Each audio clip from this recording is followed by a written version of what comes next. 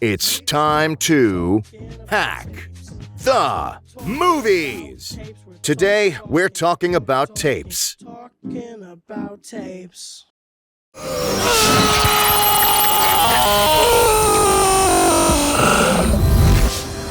right, we're in. Whew. What's up, guys? Hello, Tony. Hello. We are now in the Matrix, and I'm taking this off because it hurts my head. Well, you know something, now that we're in here, I just got to say, and I have to make it very clear, ignorance is bliss. and when you guys, I don't know when you edit this, but do After Effects and make it put like a ribeye steak, like on the, like I have a fork yes. and it's a ribeye steak in it. And I have just taken a bite. So just After Effects that and do like a whole... Make sure to do it. It's got to look really good, okay? This is the Matrix episode, so I am assuming there'll be a lot of effects. There's a lot of digital effects right now. Great. We're going to have sentinels flying by. Oh, perfect. And make it all look good. None of this kind of fake stuff. No. Everything's like top-notch here. Yeah, just like in the Matrix trilogy, where really every effect is essentially perfect. And it's very perfect. You almost don't know where the CG is. These are my actual sunglasses I wear in my car. Oh, okay. Because they fit over my giant frames. And I don't wear, like, I'm not buying prescription sunglasses. Only dorks do that. But these are for, like, old people, you know? Yeah. You know what I'm talking about? Yeah, it's funny because I have a pair just like that too that I'll wear in videos and stuff, and people are always asking me, where do you get shades like that? Where do you get it? It's like, these have been at CVS. Like, you can just go get them. Your grandparents have these laying around. They probably wouldn't know if you took them. Just check your local ophthalmologist office. Yeah, very easy to get. Anyway, welcome to this program, this Hack the Movies Talking About Tapes program. Now, I know who you all are in the real world, but who are you in this Matrix we've created? Can you introduce yourself? I go by Jack Weasel. That's my hacker alias. In my what I actually am in the real world is Rocco. I'm from Mega 64. I don't know how to really describe. Way to dox yourself. Oh, sorry. Oh no, we've been doxxed. Sorry, I didn't mean to do that. But. And can you introduce yourself? It's me, your old pal, Krusty Justy. Yes. I don't have a hacker alias. You don't have a hacker? No, for the longest time. Well, I'm Tony from Hack the Movies. There you go. Yeah, you're set. I've been on the internet since like the early 90s, and I've always used my real name. Or like, you know, an element of it, so it's probably a bad idea. So if you were the one, it'd be really easy to find you. I'm definitely not the one.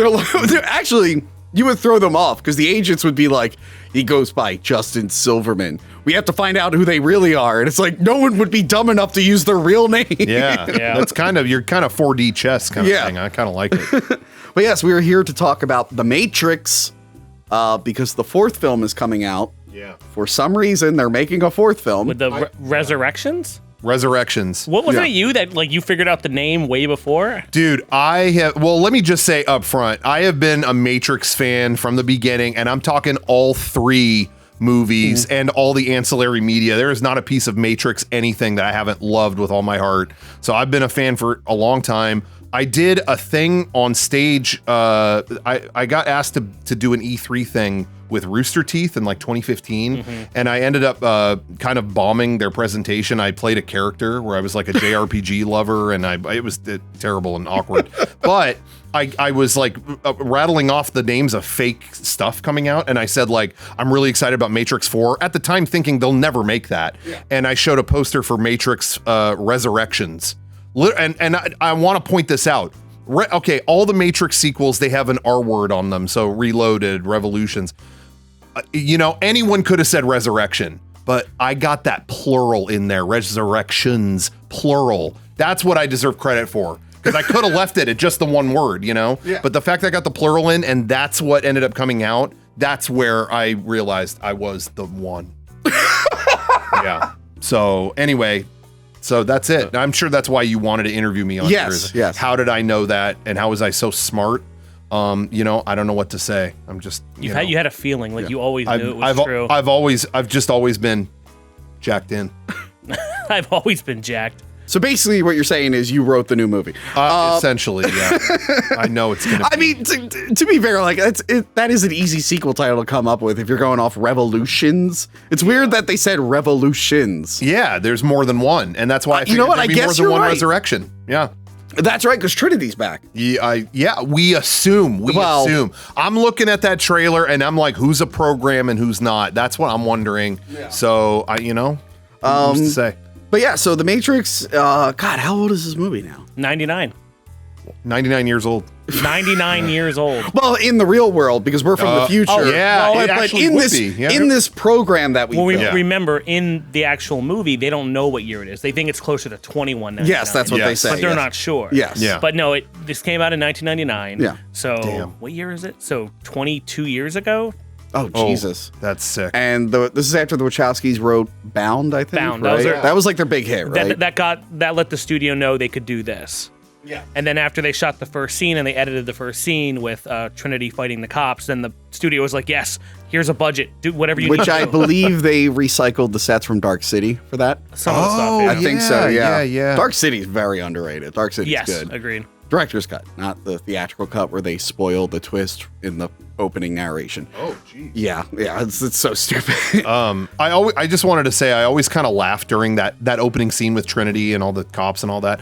I always laughed during that part because I think I heard a story at one point. I don't know if this is true, but at one point they wanted to cast Will Smith as Neo in this. Yes. I heard about that. It was Yeah. supposed to be Will Smith, and then Val Kilmer was going to be Morpheus. Oh, that's right. That's right. But he turned it down because he was working on Wild Wild West. Oh yeah, perfect. But I Wild Wild West? Jim West, Desperado, Rough Rider. No, you ain't want none of this. Are you Six guys gun in excited this, brother for- running this. You guys excited for Mystery Man? I hear that movie's going to be that's pretty going to good. turn out hot. Oh no! All I was going to say was that I always laughed during that scene because I heard a rumor that then Will Smith like went to the premiere or something, and when they got to that part where she like jumps up and it slows down, he was just like, "Ah, shit!" Like that feeling of like, "Oh, maybe I should have done this," or something like that. I always thought that was seems funny. to happen to Will Smith a lot nowadays. Actually, Speaking of Will Smith, we got Jada Pinkett over there. Oh, there you go. Niobe. Yes, I have her in an entanglement with Trinity right there. She's in an entanglement. nice. Wow. I can't believe she got away with that. Just like my entanglement. It's like, you mean when you cheated on Will Smith? We're just calling it entanglements now? Oh, okay. I wasn't sure what you were. I was like, where in the Matrix are you referring to a No. She did that video. In the trilogy? That's her right. and Will Smith did that weird video where they're talking to each other after she had that affair, but she called it her entanglement. And I'm like, I guarantee you, if this was the other way around and Will Smith referred to it as an entanglement, he'd be murdered. Maybe they call it something different in the cyber world. You know? But before you get into the cyber world, I do want to say this was the first cyberpunkish movie I took super seriously. Not Johnny Mnemonic, which we have a review No, of. because Johnny Mnemonic has too many comedic scenes. There's the dolphin. It's still the graphics. It's too wacky. Same thing with Lawnmower Man. Same thing with Hackers. Like Hackers is like, you know, that scene in Ninja Turtles where they have like the warehouse where they're skateboarding and all that. That's like the whole movie. Like it's not supposed to be super taken seriously. Where this is like the religious, what about crazy allegory movie? Yeah. Blade Runner? When I was like 15 when this came out, I never saw Blade Runner. Yeah. I didn't watch hadn't it till either. after. Yeah. What about Highlander 2: The Quickening? No, sadly What about not. Super Mario Brothers? Yes, which, as I said, which should have been it's like Blade Runner for kids. Just call it Dino Hat and get Mario out. I love it. How do you feel about the people that just go, if it wasn't called Mario, it'd be good? It's like, no, it would just be a different bad movie. Yeah. I thought it was good no matter what the hell they called it. I enjoy it. I loved that movie. I enjoy it. It's just not a good movie. I'll watch that movie a million times. I would say it's like one of my favorite bad movies. Yeah, but yeah. I do. But people always think like, oh, if you just change the title, it's perfect. It's like, no, it's still pretty stupid. But The Matrix cemented things I already loved. So like, I was into cyberpunk now and action films and sci-fi. Yeah. And this thing like refined the music I was into, like that CD right there. Yeah. Because it's all like metal, hard rock, and then also dance music and techno and all that. Yeah, This movie changed my perception of reality. Blade came out before this, right? I don't think so. I thought the first. Blade. Blade, I think, was 98, wasn't it? Might have been. And this was 99? Blade's a little more. I'm just saying, like, I'm talking about like the goth visual style. I industrial. feel like Blade, I think, might have beat them like a year early to like the long leather black, that stuff. And this kind of died thanks to the sequels in XXX. Oh God, yeah.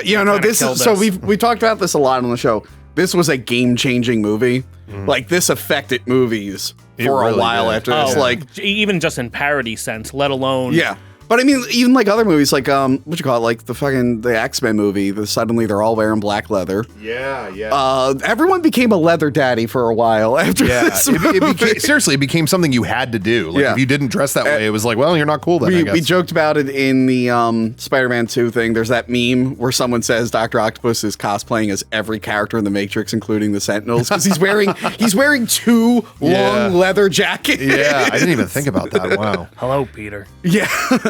So yeah, a lot of movies like aped this style. They got really, really into it. The effects were amazing. Which is funny because The Matrix ripped off a lot of stuff itself. A lot of anime, Ghost in the Shell. The Nebuchadnezzar is basically the same ship from Event Horizon, also with Laurence Fishburne. The Matrix, got a lot as well. I agree. We should call them out for it. It sucked it up and spit it out. And everyone loved them for it. So did you guys see this in theaters? I assume we all did. I actually didn't. As much as as a fan of it as I am now, I just thought like. I honestly, when the trailers came out, it was like, what is The Matrix? I'm not going to tell you. It was just a lot of like, all right, no thanks. I don't know. I for some reason that was off-putting to me. And then all my friends were like, yeah, you should make time to see this. I was like, whatever. I didn't go to the theater that much. And then DVD, when that became like, that was the thing that was like, hey, this is the DVD to check. If you're ever going to get a DVD, that's the one. And so I watched it that way and it was like, oh, damn, I see what they were talking about. Wow. I was going to say that because like you have the VHS right here and this is talking about tapes or whatever, but this was the DVD experience. I remember it was in theaters for a bit. I remember there was an annoying kid in my class who saw the movie, and I was like, what, like 4th, 5th grade. He saw the movie, and then he kept asking people what The Matrix was who hadn't seen the movie, and they were like, I don't know. He's like, I bet you don't know what The Matrix is. I'm like, yeah, I didn't see the movie. He's like, guess. And I'm like, is it this? He's like, nah, that's not even what it is.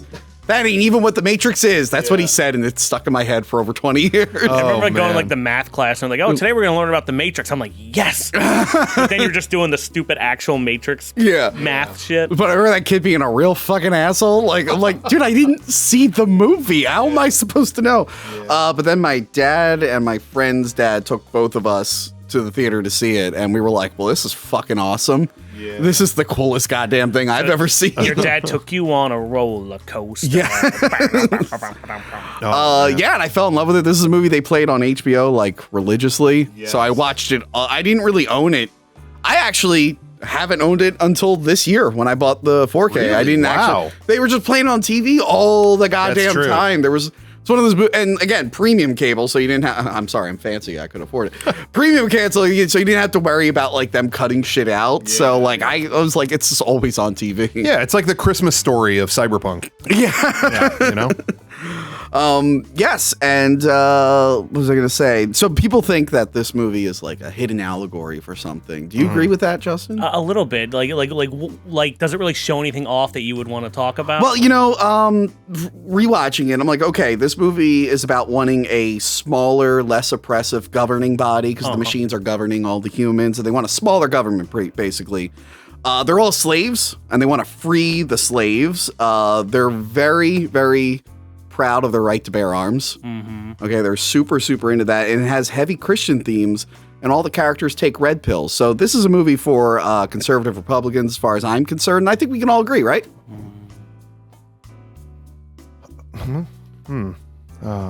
Jokes aside, I will say there is definitely a libertarian edge through the movie. Yeah. You don't realize it when you're a kid, but growing up, they're like, they are putting some stuff in there. But that's good. I like when films have stuff that you can interpret in different ways. Right.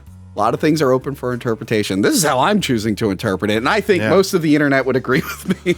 Well, it is about choice, as they say. Across all three films. I love how Red Pill has taken on a whole new meaning, and I'm surprised they're going with that with the marketing for the new one. I'm like, that's what I'm kind of wondering about is like if this new movie is going to like take. Like, okay, now we're back in control of that kind of like narrative thing, and if they're gonna do anything with that, I'm curious. I don't know.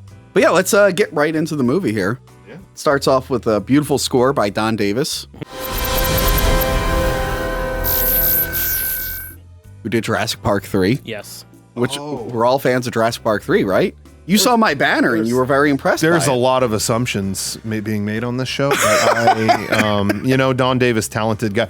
Don is not coming back for the new one. There's a few key people in the original Matrix trilogy that aren't coming back. What wasn't he replaced by Hans Zimmer? No, he did all three. You sure about that? I think so. Oh, no, you're right. Fuck. Yeah. What am I thinking of? Oh, I'm thinking of the Pirate series. Hans Zimmer replaced that guy. Yeah, but beautiful score. It starts off with Trinity talking to Cypher. And what is it? She's like looking for Neo, right? Yeah. And he's like an informant for them. They're not really clear on like what Neo was kind of like. I know that he's like a hacker and stuff, but like how was he an informant for them if he didn't really know what they were all about? Yeah. Because everything's in shady, like, you don't know me, I don't know you kind of things. Yeah. This is kind of like the movie The Net with Sandra Bullock. Remember that one? Or as Frank Costanza says in Seinfeld, the movie about the girl, the movie with the girl from the bus. Right. The girl from the bus. Yeah. I watched that movie The Net with that girl from the bus. Yeah, so we enter the Matrix, which is the name of a video game, I think. The PS2 one. Yes. Which was a prequel to the second movie? Yes. And then Path of Neo is the one that tells the story. With Jada Pinkett. Yes. It kind of intertwined with that. A little bit. In that movie, too. Oh, it was what they were doing while the other guys were doing something else. It was like the C plot. Yeah.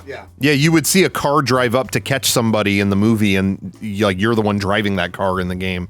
When I was younger, that was really cool that they did that, even though it was a borderline unplayable game. It's like the Godfather video game. What? Yeah. I love the Godfather or video the Scarface video game. What? Did you ever play the Reservoir Dogs one? What? I have it in there. Oh, actually, you have the Reservoir Dog toys with all these ones, and we thought they were agents. Yeah, we're seriously racking those up here. By the way, shout out to Joe Lascola for donating me all of his Matrix toys. Yeah, thanks. Thanks, Joe, from Movie Dumpster. Just a quick note on the Scarface video game. That is one of, to date, the best performances by Bam Margera in a video game. And if you ever want to see that, shouts out to Bam. Hope you're doing well. He lives right by here, actually. Yeah. Oh, no kidding. We should have him on the show. Yeah. Only if a new Scarface game comes out. Okay. Or maybe condition. BMX XXX2. That's true. It's about time. Yeah, so the cops are about to raid a building to arrest Trinity. Yes, because someone tapped the phone call and is right. Someone is already, the movie just started and someone's being betrayed. Yep, that happens. Yeah. But I love that line where like the lieutenant's like, my men are handling it, and Smith is like, no, Lieutenant, your men are already dead. I love Hugo Weaving. Oh, me too. One of my favorite, most underrated actor like ever. I really love him. You really think he's underrated? I think he's super underrated. I don't know. I just feel like nobody ever brings him up when it comes. Okay, who's like the best? I don't know. To me, he's like in the upper like top 5. I guess if you're talking about like, is he underrated in terms of being the best actor? Sure, but I think he's an appropriately rated actor. Yeah, I don't know. I don't think I've ever met anyone. I've never met anyone who's like Hugo Weaving. Fuck that guy. Like people are like, oh yeah, I like Hugo Weaving. I just don't think he gets brought up enough. That's it. I just think he should be at the head of the class. Okay, because I forgot who was saying. Someone was like, oh, instead of Hugo Weaving in this as Agent Smith, it should have been Willem Dafoe, and I'm like, nah.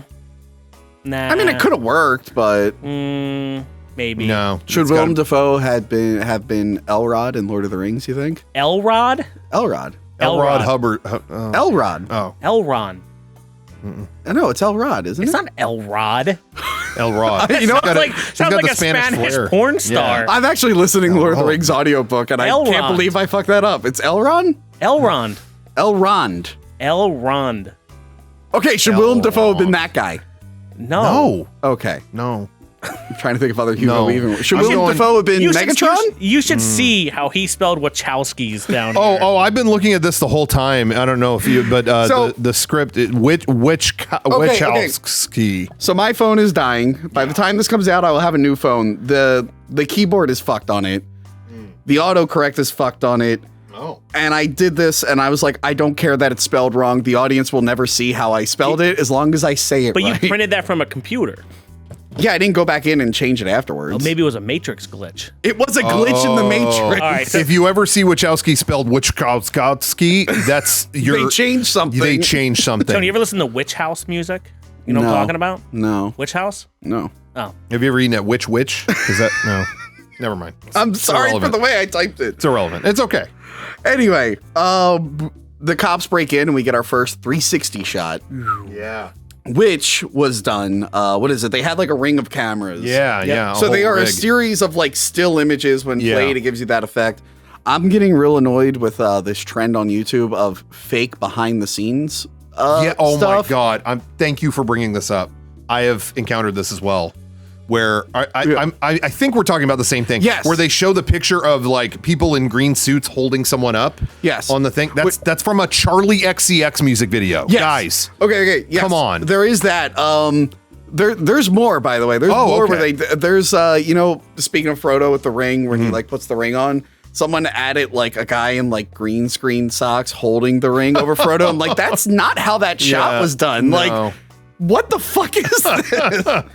But yeah, when I've noticed a lot of that, yeah. people like thought that was serious with them on the thing. I'm like, that's not how you guys not know this? But yeah, they use that effect, which they don't use that effect a lot in the next two. No. It's pretty much all like the digital stuff. Well, because now they had the budget to do that. Yes. Yeah. But it looked cooler this way. Am I right? Yes. I think the impression that I got when the sequels came out was that that kind of got ran into the ground. It almost became like a cliche to have that bullet time effect because so many things did it. There were commercials using it. There was so many things that I remember at that time thinking like, oh, they kind of can't do their own old trick. Like, and so they came up with all these bigger CG ways of doing it. Like, well, our competitors can't do this and they can't. But yeah, you're right. Now that time has passed, you kind of watch them all and you're like, oh, you kind of nailed it the first time. Especially when you do it in Scooby-Doo. The cow and Kung Pao. Well, like they didn't even use the same like techniques. I'm trying to think what other movies actually used that whole the ring camera thing. It came from a music video, right? Yes. It was pioneered in the music video first. Yes. I think I thought it was in a Gap commercial first. It might have Gap commercial. That's what I meant. Is that what it was? That's what I meant. It was commercial. Who was the guy that came up to it? It was Jason David Guetta. Is that who? Yeah. David Guetta. Yeah, David Guetta. David Guetta. Yeah. Sorry, it wasn't written for me on like all of Tony's notes. Sorry. Yeah, he came up with it. John Gaeta, something Gaeta? like that. Okay. Yeah. Yeah, I'm trying to think of other movies I've seen that exact technique in. Wing Commander, I think. Yeah. Yes. When in the warp scenes, Yes, and I think Swordfish. There's a big explosion in the beginning, and I think they used that technique. Yeah. Isn't that the movie where the one guy has to hack in a certain amount of time while he's getting blown under a table while John Travolta stares at him and it's scary? Yes. The movie's not very good. And Halle Berry's boobs. Yes. As you know, I worked in a movie theater. I tell you I worked in a movie theater? Did you know you worked at a movie theater? I've Can you heard. please? And I remember the Go on a long rant. The ushers had like a time like thing like when a movie starts and when it ends, and there was always pencil scrabblings on all the times during Swordfish because that's when you can walk in to see Halle Berry topless. Oh. And I'd see the scene. I'm like, what are these? They're like, just go in. And I'm like, okay. And I'm like, all right, yeah, that was the scene, all right. But they were big on that. Wow. Just a little sidebar. Nothing but high class stuff at that theater. I mean, everyone was 16 years old. Oh yeah, no, I'm guess so, not but pointing I mean- a finger at all. Yeah. Well, I don't know if I'm gonna like take time out of my day to run into a theater just to it's see like, a booth no. for 5 seconds. Nice 8-hour shift. Got to get my 4 Halle Berrys in. See, what I thought you were going to bring up was that the only reason I knew that Wing Commander movie existed was because it had the Star Wars preview at the beginning of it. Right. Episode 1. Yeah, Right. that was Yeah, the 'cause only. I think I was one of the people who did that. I walked in, saw that, and was left. like, "Don't need to watch this." And that's why that movie did really well, unfortunately. Oh, Because I'm a Wing Commander apologist, as I've said before. You're an apologist for a lot of shitty stuff. a lot of apologizing happening. You got called. I certainly am, Tony. You guys missed our Harry Potter episode. Justin got called out big time for liking the Battlefield Earth book in another podcast. He got ripped yikes. apart Good for book. it. Kind of wish I would Okay. have known about that before I came down here, but that's okay. Before you attach yourself to this brand. We'll just roll on. It's okay. She flees the agents and she jumps past a guns and ammo sign. Again, this movie's all about the Second Amendment as far as I'm concerned. Wow. Wow. I like the fucking agent jumps and the cops are like, what the fuck? So do the agents like wipe their minds? Like, aren't they supposed to be kind I of think they just don't care. I think, much like later with the kids using their magic powers to lift blocks and bend spoons and stuff, I think anything supernatural in this world is explained because it's a Matrix glitch. So those cops just gonna be like, we saw him jump. Oh, you don't know what you saw. Like, because it's clearly it's like an exposition scene, but like he jumps and the cop goes, that's impossible. Yeah. Like it's like really funny. So I guess they could just like go into that guy later and erase his memory, or just kill him, or just like, oops. Yeah. I think if I remember, it's been a long time, but I remember I think there were a lot of stories like that in like the Matrix comics. Again, like they made so many different ancillary Matrix things that would explain these kind of little questions people would have, and I think there was even like a couple comics where it was about that, like they would see incredible things and just like rewrite that. Like, no, that's not what you saw. This movie and series has a problem where they answer a lot of these amazing questions and things you didn't think before, but it leaves way more questions on the table. Like, they ask more than they answer sometimes. Yeah. And this is one of those things where it's like, don't worry about it. This is the one like kind of green screen effect that looks a little wonky is when she's like jumping and spinning in the air. The corkscrew? Yes, the corkscrew. But I do like when she's in there, she's like, get up, Trinity. Get up, Trinity. I like that. I like how she thought he was coming right through that window. He also corkscrews it. And gets shot by 2 pistols. I like that she makes it out of the Matrix right in time, right before fucking Hugo even runs a truck through that goddamn wall. Yeah. I like that she puts her hand up, like, what is she gonna do? Like, what are you gonna do with that? Well, I gotta try something. But they find out that the informant's name is Neo. And then we cut to Neo, who's sleeping at his computer, and there's a program running, scanning newspapers about Morpheus. Yeah, so they're looking for Neo, but he's looking for Morpheus, who's looking for Neo.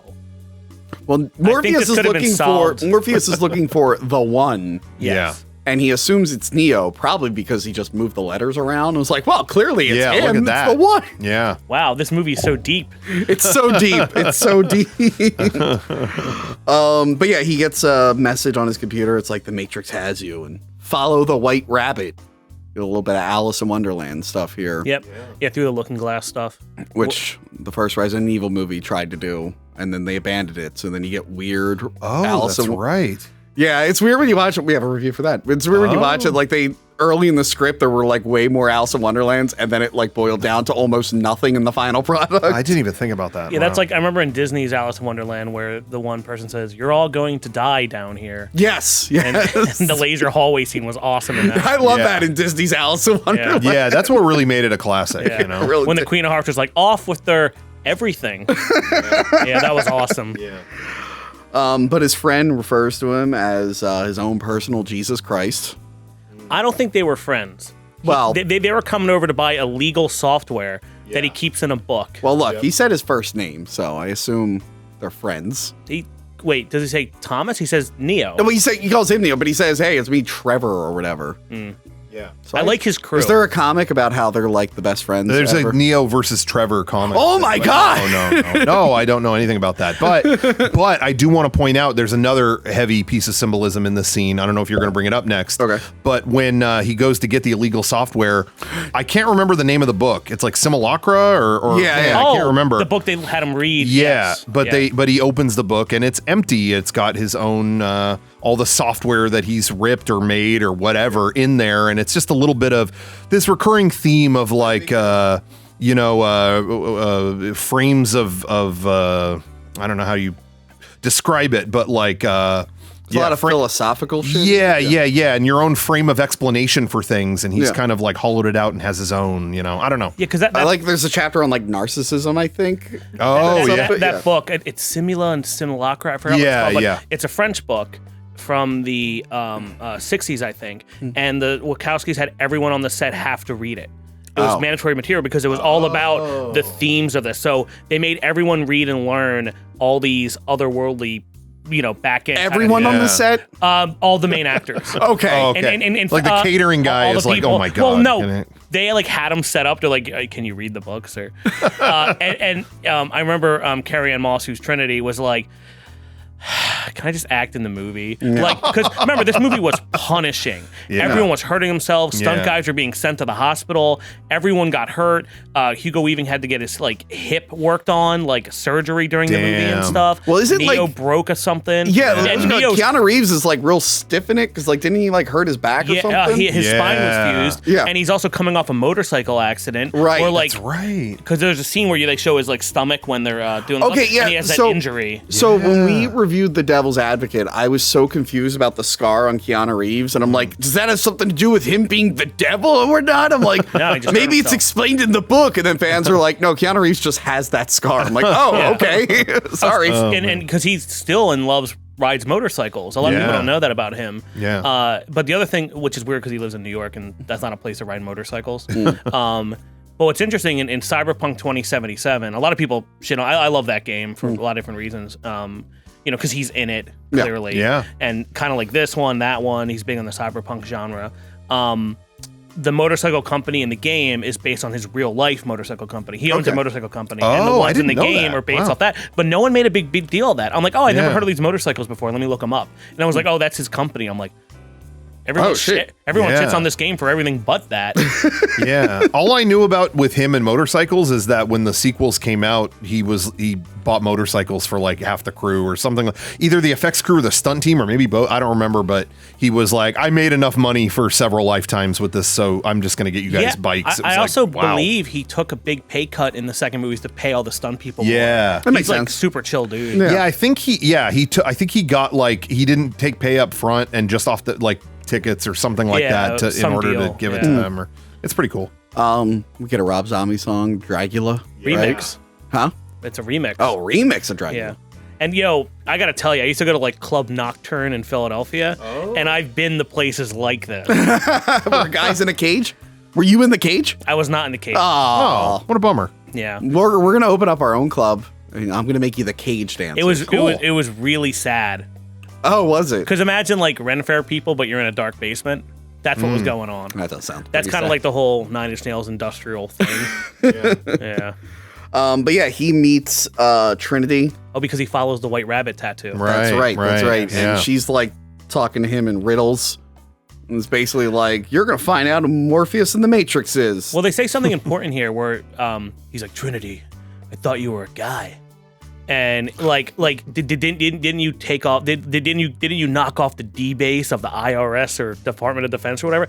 And she's like, oh yeah, that was a long time ago. So clearly Morpheus was going around picking up other hackers for years to assemble his crew. Yeah. And I thought that, like seeing it again, I forgot that little nod there because I was like, oh yeah, of course she hacked it easy. She was on the other side of the Matrix. She could do whatever she wanted. And I'm like, oh no, she did that in the real world. I think that's how they like find like recruits and stuff. Like, okay, that guy knows computers. Oh, it's like the Last Starfighter, but you have to be a hacker. It's pretty much Yeah. the last. It's a remake of Last Starfighter. This probably led a lot of like black and white hat hackers at the time to be like, ooh, if I'm a good boy, I can go hang out with Trinity and Mouse and the woman in the red dress. Oh god, this movie did bring up that stupid fucking theory. Like, what if we live in a simulation? It's like, shut the fuck up. Yeah. Shut Yeah. up, everyone. Still hearing that. You know what? That's something that a machine would say. Yeah, Tony from Hack the Movies. that's true. That's true. You got him there. Next day, Neo Thomas Anderson is at his work, and his boss chews him out. He's like, "You have a problem with authority." He wakes up late. Yes, he gets to work late, and he's being yelled at. He's like, either you choose to be at your desk on time, or you find another job, or whatever. Yeah. But yeah, he gets a FedEx that has a phone with Morpheus. Finally, Hello, Neo. Do you know who this is? Morpheus. is like, "Yo, man, you're in a lot of shit. You got agents coming for you. Yeah, fucking yeah. climb on the side of this building." I don't know why Morpheus and them thought he was just gonna do that. Yeah. What the hell were they Well, expecting? that was they're the like, well, test. he followed the White Rabbit. You know what? I want to know how he got everyone else out of the Matrix. Yeah. Though I guess they weren't really being searched for. They had to climb out on ledges too, or what? What's happening? Yeah. Oh, I also want to point out this is the deep level stuff. When I was like much younger and just discovering the Matrix universe. These are the kind of deep things I would try to dig into. This is really important stuff.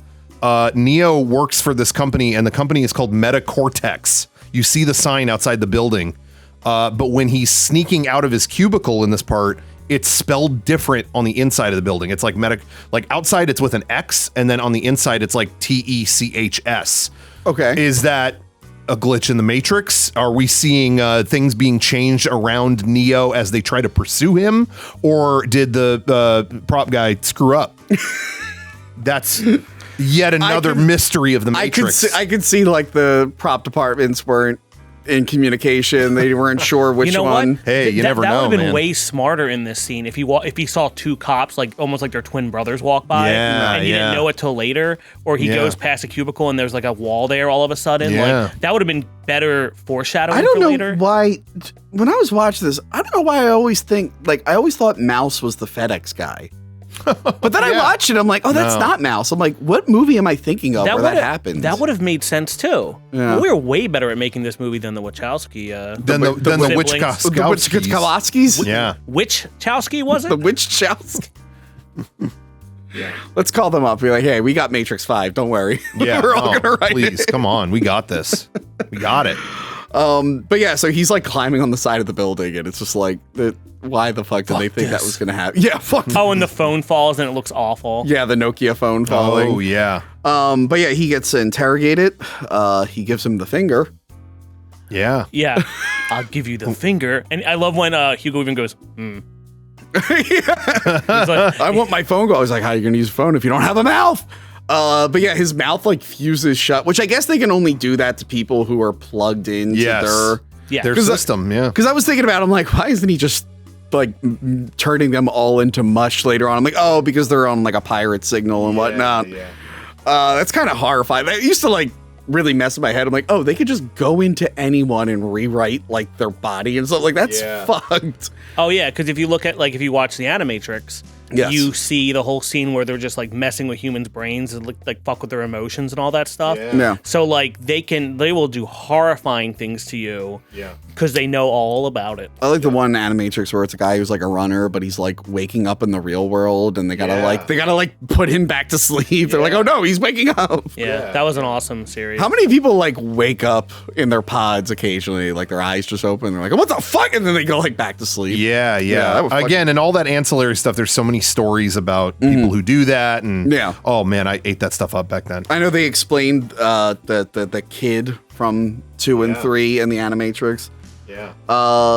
So he gets a bug like thrown into his belly. Yeah. Oh, I do want to. Sorry, I don't know how in depth you want me to. No, it's fine. I'm Go in as willing to in-depth have me as you go. want. You're going to be here all day. That's But fine. One of my favorite parts of this, and again, like kind of tying all the pieces of Matrix lore together. I love that this interrogation scene starts with this wall of security cameras like fixed on Neo in the cell. It's like a wall of monitors, and then it kind of zooms in and goes through the monitor. And what I thought was so wicked was that in The Matrix Reloaded, when they finally meet the creator of the Matrix, Yeah, the architect, that's his wall of monitors. Like you got a little bit of foreshadowing on his life being monitored, kind of ahead of time. Whether they planted that ahead of time or not is another story, but I always thought that was a well done piece of I don't know. I tied it together. It's one of those things where it's just a cool visual on its own. Yeah. But if you do factor in the sequels, it also works. Yeah. Yeah, because it's either the security at the place is all watching him, all eyes on him,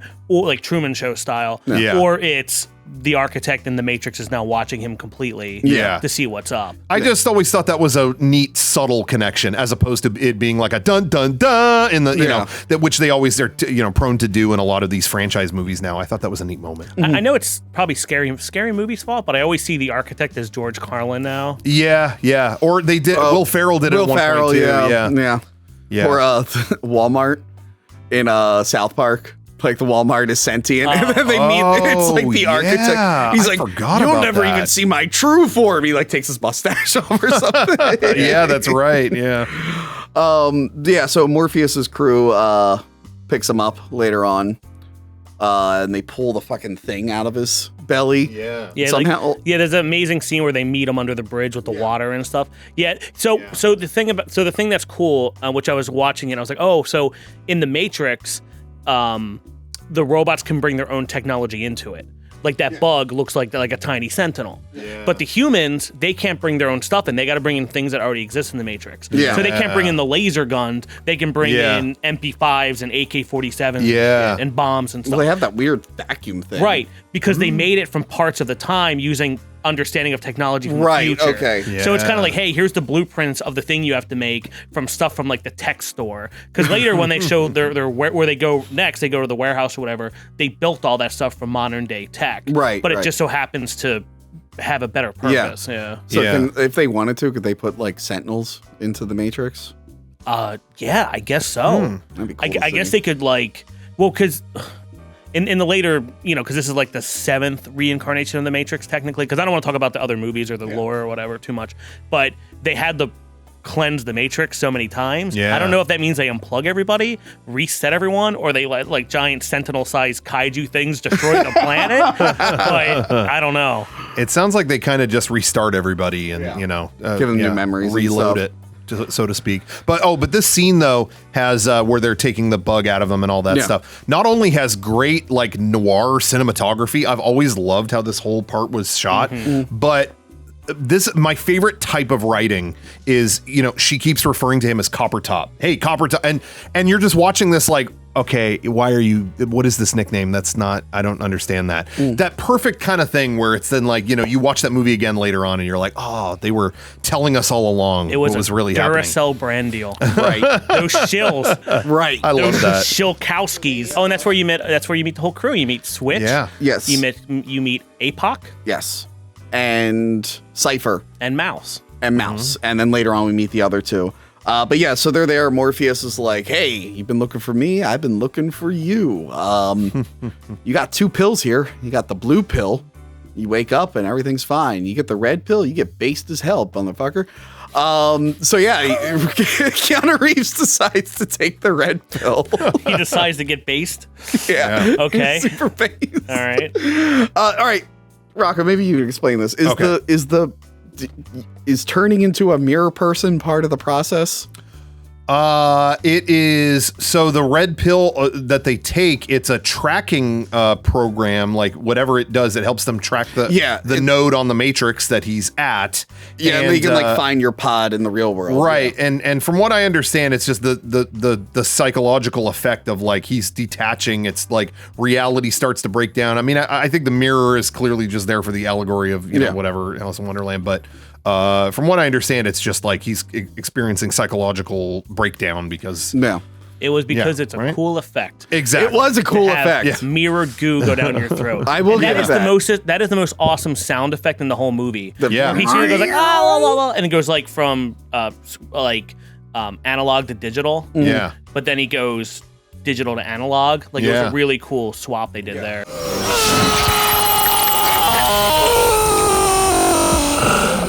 Well, I remember specifically hitting that point and going, well, this is going to win the Oscar for best sound at least. And I think it did. And I think that was the clip that they showed when it won. They cleaned up at the Oscars. Yeah. So yeah, he wakes up in the real world and it's horrifying.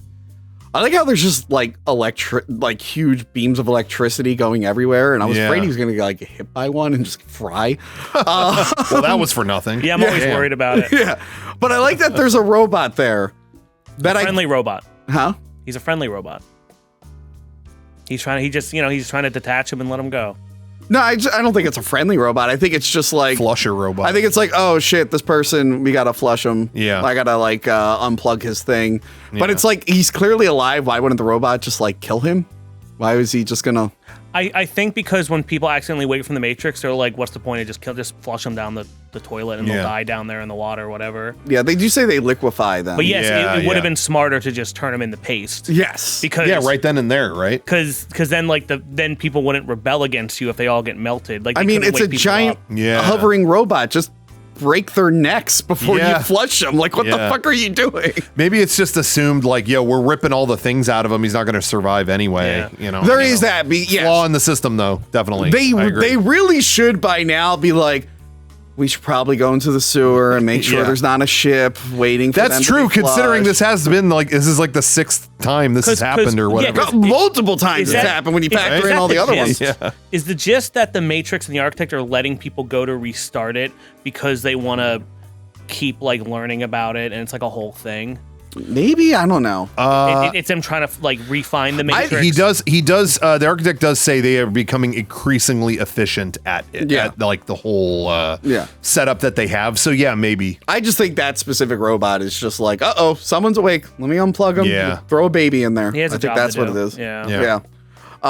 Yeah, so he gets picked up by the ship, the Nebuchadnezzar. Nebuchadnezzar. I didn't even bother to type that one. I just keep saying the ship in my Remember, notes. because it's all just random allegories plucked out of things. Nebuchadnezzar was the Nebuchadnezzar II was the biggest king of Babylon, Oh, okay. and it's like a thing that Nice. doesn't matter. And the key of Nebuchadnezzar was a major plot device in the latest Evangelion movie. If you guys want to talk about that afterwards, we can, just yeah, maybe Tony, you want to watch extend it a little bit. 3.0 plus 1.0, I'm sorry, Yeah. what are you talking about? the fourth Evangelion rebuild movie Yeah, that kind of caps off that series? yeah. Oh, the cartoon. Yeah. Evangeline. I'm sure you guys have already. Oh, Evangeline. You said it wrong. Oh, It's Evangeline. man. it's kind of like Shin Godzilla. Yeah, I'm sorry. Oh, Cartoons are for kids. I already know how to do my ABCs, and I know the power of friendship, so I will be passing on that one. Yeah, Evangelion, the power of friendship. With this latest one, actually, you might not be far off, but we'll get back. We'll get back I to got the- it right. We'll get My back to the trolling Matrix. ended up being Yeah, right. Well, we should get back to the Matrix. I'm sorry. You're a fan of that cartoon? Yeah. Cut to the footage of you remaking the show. Ew, what the? It's finally happened! It's become self-aware!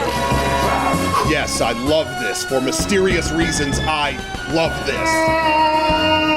So yeah, Morpheus wakes him up and he tells him, he's like, yeah, it's probably $21.99. Here's all the equipment we use. So, but before that, they like have to wake up his muscles. It's horrifying. Yeah. He just has a million needles in him, just shocking his Yeah. muscles. Here's the problem. They go, you will not know, like, you can't know what the Matrix is. You have to see it for yourself. And I'm like, oh yeah, let's put people through as much trauma as possible. You couldn't just sit there on the couch and be like, so you're living in a giant simulation. I know it sounds weird, but here's how I can prove X, Y, and Z. Let's just get you ready to go through. I don't know if shocking him, like putting him a fish in different like temperature water, is the best thing to do, because he's going down the slurry thing, like the water tube. Yeah. He almost drowns. They got to pick him up like a. I crane think it's so they game. don't change their mind. Oh. It's like, oh no, we can't, because they probably. Here's how I think it went. Like, oh hey, do you want to know what the Matrix is? Like, all right, so this is a simulation in the real world. We're being hunted by machines. There's only one city. It's always Yeah. under attack. Really, and what- yeah. Everyone's starving, and it's pretty miserable, and the sun's Yeah. not there. So anyway, when you want us to take you out? Yeah, that's what I think too. Yeah, and You they're like, immediately no. go, no. So I think Morpheus, he learned early on he wasn't selling it right. He's like, oh yeah, it's very exclusive. Yeah. That way, when they're like Cypher later in the movie, when they're like, fuck, and it's like, Yeah. too bad, we can't put you back in. Sorry. Yeah. So what happens if you take both pills at the same time? What if you're just like up, like Mike? You eat that hot tamale, you eat that Mike and Ike, and you're just Yeah. off. All right, here's my theory. I don't think the blue pill does shit. I think the blue Yeah. pill is just Oh, they the just red. shoot you? I think the blue pill is just the Yeah. red pill, and they're like, it's the illusion of choice. Yeah, yeah, maybe. I'm hoping that the fourth one we finally explore that.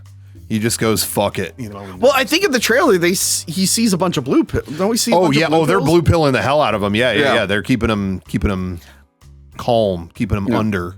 That's kind of the plot of Prey 2017. Oh really? Yeah, where it's all like everything's a simulation, time keeps repeating, and he's being like doxed. It's almost like Groundhog Day in the beginning because of the pills and stuff. Oh man, if they took that story and like made it for the Matrix, that's gonna be a bummer. I don't know. I don't know. I haven't seen it yet. Can't tell you. Yeah. You wrote it. Don't lie. That maybe I can tell you, but I won't. I won't. Yes. So this is also where we meet Dozer and Tank. Yeah, which Yeah. now that you mention it, I forgot they can't go in the Matrix. They cannot. 'Cause they- We find out a little later, but we can say it now. They are born naturally in the real world. Yeah. Free-range humans. Yes. From Zion. Yes. So Yeah. they cannot be plugged into the Matrix because Right. they don't have the plugs. So and there's everything. two Zionists. Yes. So they have their own like mini matrix. They have their own program that they can put you in. The construct. Yes. The construct, yes. Yeah. He plugs them in there and he teaches them all about the Matrix and the war that happened. Apparently, humanity finally figured out all their shit. And they're Good. like, we're all happy now. We have machines. Yeah. Yeah, because after 1999, I guess around this time, they develop AI. And the AI starts doing everything for humans. But then the AI goes, wait, humans suck. And then, they explore this more in the other movies than the Animatrix. But all you know now is there was a war eventually. Yeah, they say, like, we don't know which side struck first, but we scorched the sky. I'm a little confused. Like, they can't, like, black out the sky for the entire planet. Like, Oh, sure they can. Can and did. It can and did. Yeah. Like the asteroid that hit the planet that blew up the dinosaurs, like the Earth was covered in crap for like 10,000 years. I mean, or not something. all of it. Pretty sure. You Who can't knows? block Yeah. out sunlight for the entire planet. Sure you can. You hit a big enough dust cloud. Are you kidding me? If Yes, you try can. hard enough, I think you can. You absolutely can. I mean, you do anything if you put your mind to it. Exactly. So they did. They did. Just crash. I'm gonna look up that asteroid thing. I think it definitely fucked things up, but I think it was a huge part of the world, not the entire planet. I think you can. I think there's a way to do it. I don't think you can block out that much sunlight and still have organic things living. I think it's a problem. Anyway, they blocked it out because they were solar powered. Yes. They should have just made them nuclear powered. I don't know why they went solar. Well, the sun's a very abundant Yeah. energy source. So yeah, with why- that many machines, I guess you need that. So I guess the machines had enough power to come up with this idea of turning humans into batteries. Yeah, how long did they're like? How long's your solar power? How long's your battery last? Well, 20 minutes. What about you? Oh, we got to get some humans over here. Wait, so the machines just didn't like make something to fix the sky? No, it's too hard. Clouds are just too hard to deal They didn't with. just go further up into Yeah. the sky. Yeah, because you find out. Really, these machines should be like, hey, why don't we just go to space, guys? Like, holy shit, we don't have to be on Earth. Yeah, that's like a von Neumann machine kind of Yeah. concept where you just send unlimited machines out there that are solar powered and. Yeah. I think there was more to it though than just like it being cloud or whatever.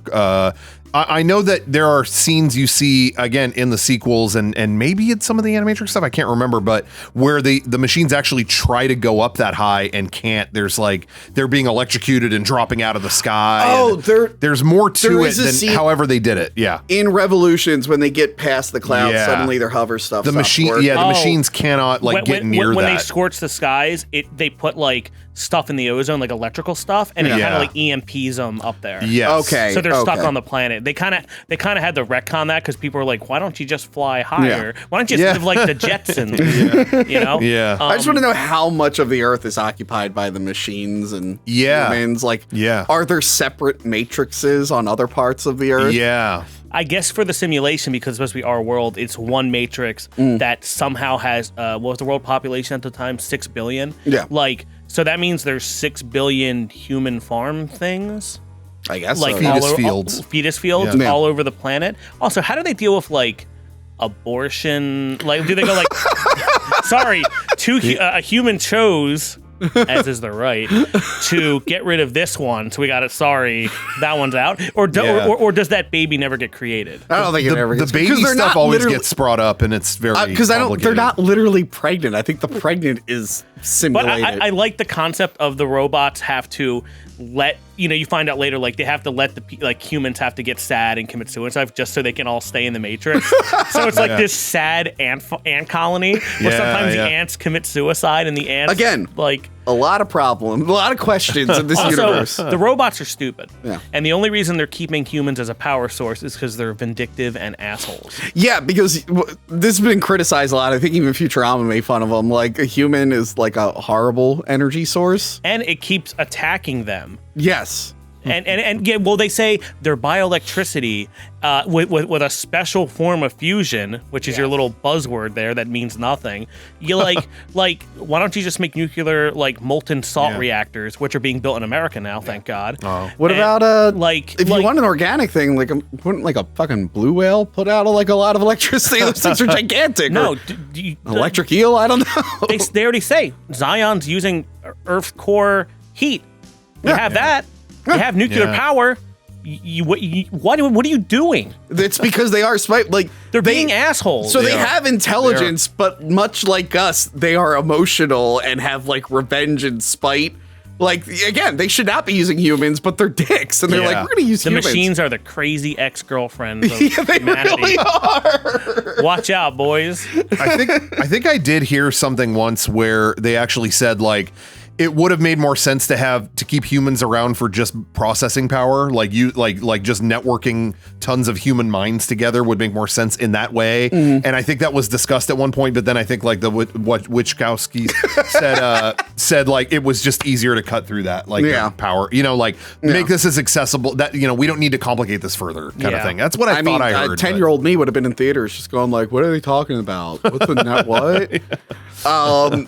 So Neo does not take this well.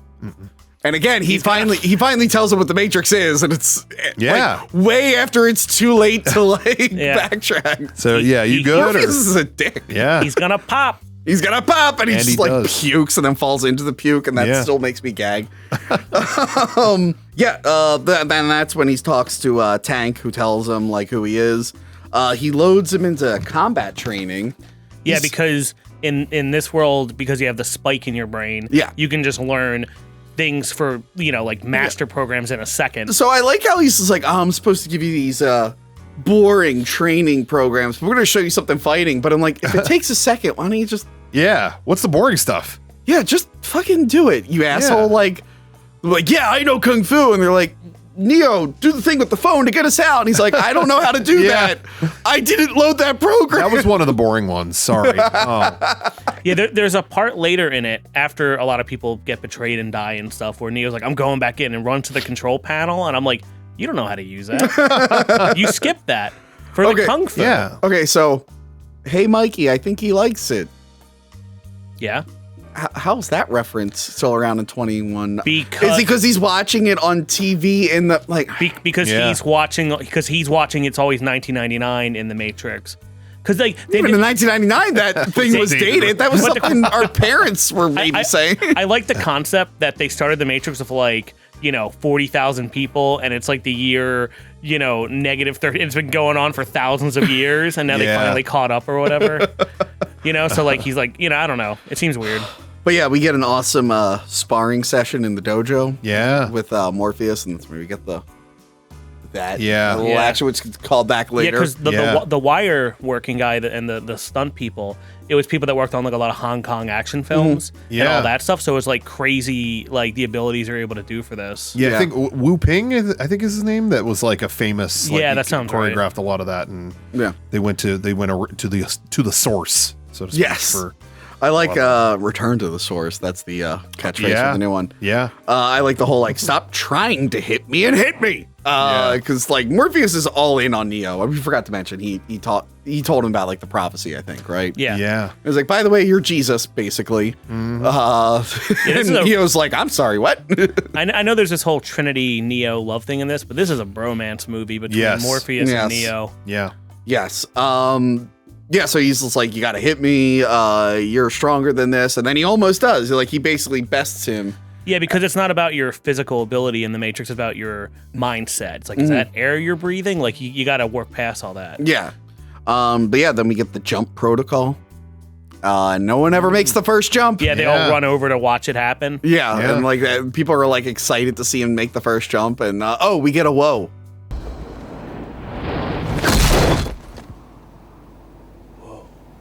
Yes, the iconic whoa finally makes its appearance. Which we mentioned in our Dracula review. That's a movie where Keanu should be saying whoa for like the first 30 minutes, like every second.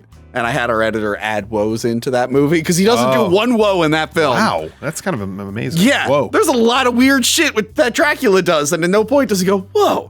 But this one, they made sure to do the whoa. Yeah, they made sure. Good. But yeah, I like when he falls and like the ground turns into like a fucking trampoline. That thing's crazy looking. Yeah, because they can't have them die in the construct. No, but they can get hurt. Because remember, if you die in the Matrix, you die in real life. Yeah. Because the body cannot live without the mind. I get that, but what's happening in the real world that makes them cough up blood in a way that, like, if they got punched? Like, I don't know what your mind is doing. I think This whole movie's mind over matter, dude. Don't even Yeah. worry about it. I don't know. I'm fine with them dying in the real world. I'm fine with them reacting, but when they Yeah. start like spitting up blood, I'm like, yeah, but nothing actually kicked them in the real world. You know, there's Like, lots of, you could do a lot of reading on that. There's lots of theories about it where people's psychological effects have real physical manifestations in their bodies. And You ever bite your tongue? So are they biting their? Is the brain Maybe. being like, I just got shot. I have to bite my tongue so I can simulate the blood that would be coming out of my mouth if I was shot. Tony, you're someone who never bites their tongue. Yeah. Well, you know, it's all about perspective. Again, it's open to interpretation. Exactly. So that's how I'm interpreting. Exactly. But yeah, the Cypher can tell that Trinity's into Neo, and I think he's a little jealous of it. Yep. Good old Joey Pants. Yeah. Joey Joey Pantalone. Pantaleano, Yeah. or whatever. From Daredevil From fame. Congo. From one Congo and scene. Daredevil. He's in one scene in Congo. And, yeah, and who he played- Sopranos. Who did he play in Daredevil? You played the He's Daredevil, he's the newspaper reporter. yeah, which was a Spider-Man character. Yes. That they gave to Fox for Daredevil. Oh, really? And then in the Daredevil show, that character was there. And that's like a pretty big character. And I guess they were like, well, we're never getting the rights to Spider-Man, so let's kill him. And then a year later, Marvel was like, we now have the rights to Spider-Man. Oh. We no longer have our Daily Bugle guy. We killed him in season 1 of Daredevil. Damn. I didn't know that. Wow. It's all connected, yeah. Anyway, so yeah, Joey Pants, he's really into Trinity. Then again, there's only 2 women on the ship, and I think the one is dating the other guy, right? Switch and APOC? Yeah. It's weird because I think you I find know. later that Switch is like androgynous. It's like a whole bi. It's weird. They can still be dating. I don't think they're dating. I think they're just good friends. Wow. Yeah, I remember. Just good friends. Well, you know, there's always talk now about, you know, it's come out lately that the directors have talked about, you know, the movie potentially being a trans allegory and things like that. And I remember reading way back when that the Switch character was intended to be a trans character, and they're, you know, exhibiting one gender in the Matrix and another in the real world. And Are you saying my gun nut right-wing theory is wrong? I'm In different interpretations. Okay, yeah, good, it's different. Well, one director says one thing, another says another. It's all Yeah. about. I think, wasn't there an idea where like she was going to be like a man in the real world and then a woman there, but then they just didn't something go like with that. it. Yeah. Oh, I think the studio said like, nah, you know, like step I don't know in. why they would So they have. just went with this. I don't even think that would have been that taboo. I'd be like, yeah, I guess. No, if they it want to. would have been interesting. I Honestly, thought that'd be cool. Yeah. I don't think anyone back then would have had a problem with that. Like, oh, No, cool. but the studios are all sensitive. I think they were already on shaky ground with, like, the Wachowskis were kind of still sort of unproven. I mean, they had one good movie, and I think in general there was a lot of nervousness around this. Even Keanu, casting Keanu was supposed to be like a sort of a settlement with them. Like, all right, Keanu movies always make money, so at least if you have him in there, it'll do good. Yeah. So I think there was probably a lot of nervousness. Yeah, but that makes sense for the residual self-image.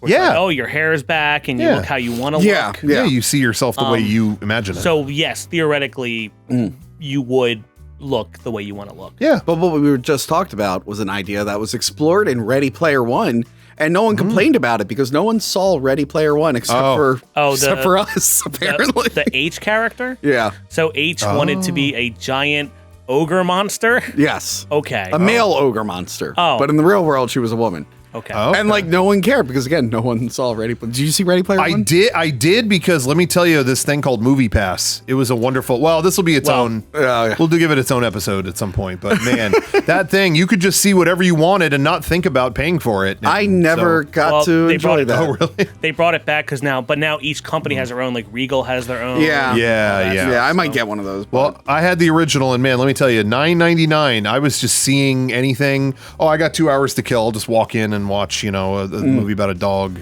You know, just didn't matter what it was. A Dog's Purpose? Yeah, yeah. We saw that. Yeah. Well, there you go. Yeah, so then I think, they go back into the construct and we get more exposition. I love how this movie does exposition, and in the previous scene also. Yeah. They do the whole, they're telling, but also showing. Yeah. Yes. Hey, here are the rules with this, and here's this, and here's a visual representation of what I'm talking about. yeah. And it's really, really good, and the sequels did not do that. No. The sequels decided we have to sit in the room dressed like leather daddies and just talk for 10 minutes at a time. Yeah, it is really unusual how much they forgot that. And I'm saying this as someone, I will go on record and say I've always loved the sequels. I'm an apologist. I think you said you were too. Apologist for a lot of things, but I am for those sequels for sure. And yeah, they really forgot that. And they kind of just sit in rooms and talk about things for a long time. Not to give a lot of love to Star Wars Episode 1, but there was definitely less walking and talking in that one than 2 and 3. Yeah, I don't know. Very true. I didn't even think about that. There was that was a weird point in that history of film where they're just like, we either have the big action scene or the slow talking scene. Yeah. It's like, well, why don't we make the slow talking scene just a little bit more visually fun? Like, it worked. Yeah. It worked in this one. Yeah. And they kind of abandoned it. But yeah, he talks about the agents, how they could be anyone. And that's why they don't have to feel bad when they kill people in the Matrix, because they are mind slaves who can turn into agents at any moment. That's a little problematic too, I think. I'm like, well, and so when they're killing everyone at the end, I'm like, man, those guys they don't know. Yeah, I've always struggled with that. They should be shooting red pills into them so they can find them later. Just nicely handing it to them, whatever. Yeah, actually, they just like put red. Like if I was them, I would just put like red fills in like a cafeteria. Just put in their food. Oh yeah, they just hand out hot dogs instead of shooting them. Just eat this. Well, yeah, but then they're gonna get flushed and just drown some random place because they keep the hovercrafts can't get them. That's true. That's true. There's only a handful of hovercrafts.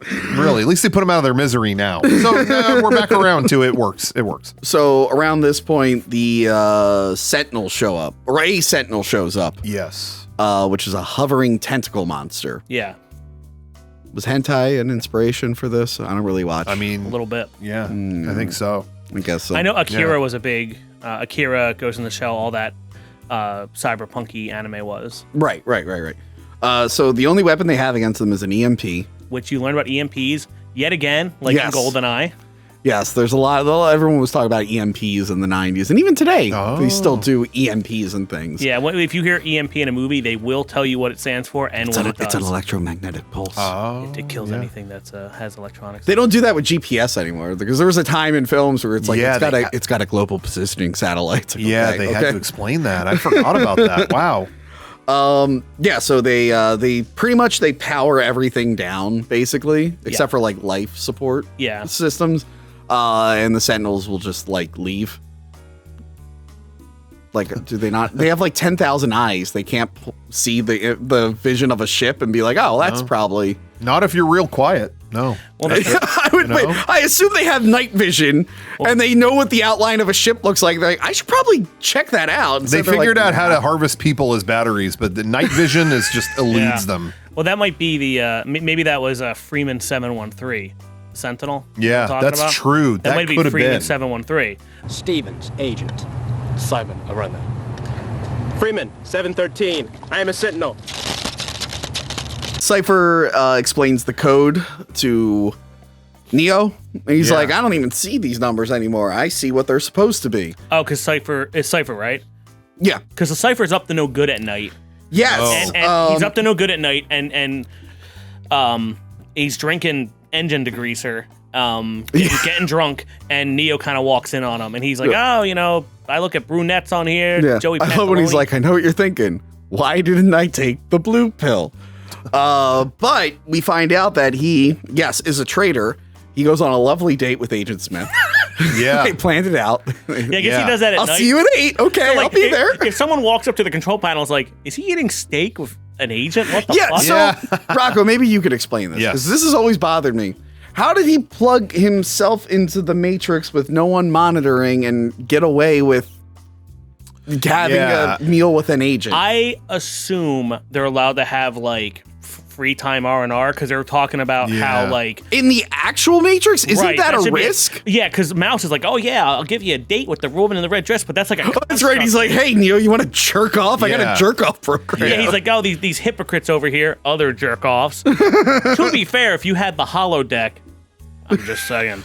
And I may be totally way off on this, but I always felt like they were almost maybe meeting in a neutral thing, like he invited them to speak to him in some kind of construct or something. Because even when they're having the conversation, he says, I want to be plugged back into the Matrix. He kind of keeps referring to it in a third third person kind of way. Like, not he doesn't say I want to be plugged back in here. Yeah, there might be like separate constructs, or there might be like he went through a door, or like it's a chat program, like they got AIM or something, like that's how it works. Like, let me chat with an agent.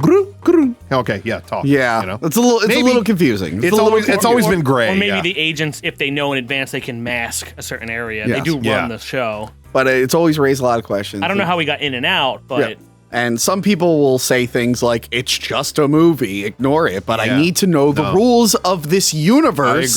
I agree. We got to know. So it's very upsetting. And he loves steak. He loves steak. It's juicy. I love that he's like, I don't want to remember shit. Plug me back in. Make me an actor like Joey Pantalone. I want to be in Congo for 5 minutes. And Sopranos. And 100%, the agents are going to be like, yeah, we'll do whatever. And they're like, we're just going to fucking kill him. Like, what's he going to do? Like, we can't like trust he has him. any leverage here. Have you ever seen that stupid meme where everyone's like dancing and it's like a party thing? Oh, yeah. And there's one where it's him. Guys in and it says, they don't know how much I love steak. He betrayed everyone for a juicy, moist steak. That's true. But I love that this is here. Like, that's what makes this movie so good, is it presents that people are still having this debate now. This movie's been out for how many decades, and people are still having that debate. Like, I wouldn't want to know. I would just let me, or they feel the opposite, and that's why it's great that it's here. It's just my favorite steak monologue in any movie. I have to say. Because I'm such a libertarian, because I saw The Matrix when I was 9. I would want to be out. I would want to be out. I'm like, nah, this isn't real. Yeah. Get me the fuck out of here. Sure. Yeah, exactly. But I want to go rave at Zion. A bunch of naked people. Much like how the Matrix and the robots have problems with these dissident humans. Yeah. The humans have dissonance in themselves. Yes. Yeah. And the robots have dissonance in themselves. Nobody is loyal to anyone. Like, that's what we learned here. It really, all these movies are examples of why just all intelligence is going to have this problem. Yeah. They will never. You will never have full control, and no one will ever fully submit. It's going to be, you're going to have pushback. The cycle of control keeps spinning. Yes. And then play some Rage Against the Machine. Bow. Yep. So what you call it? They take Neo to meet the Oracle, and everyone dresses like assholes. They show up in the room, and they're all just like suddenly standing there like cool guys. Like Boom.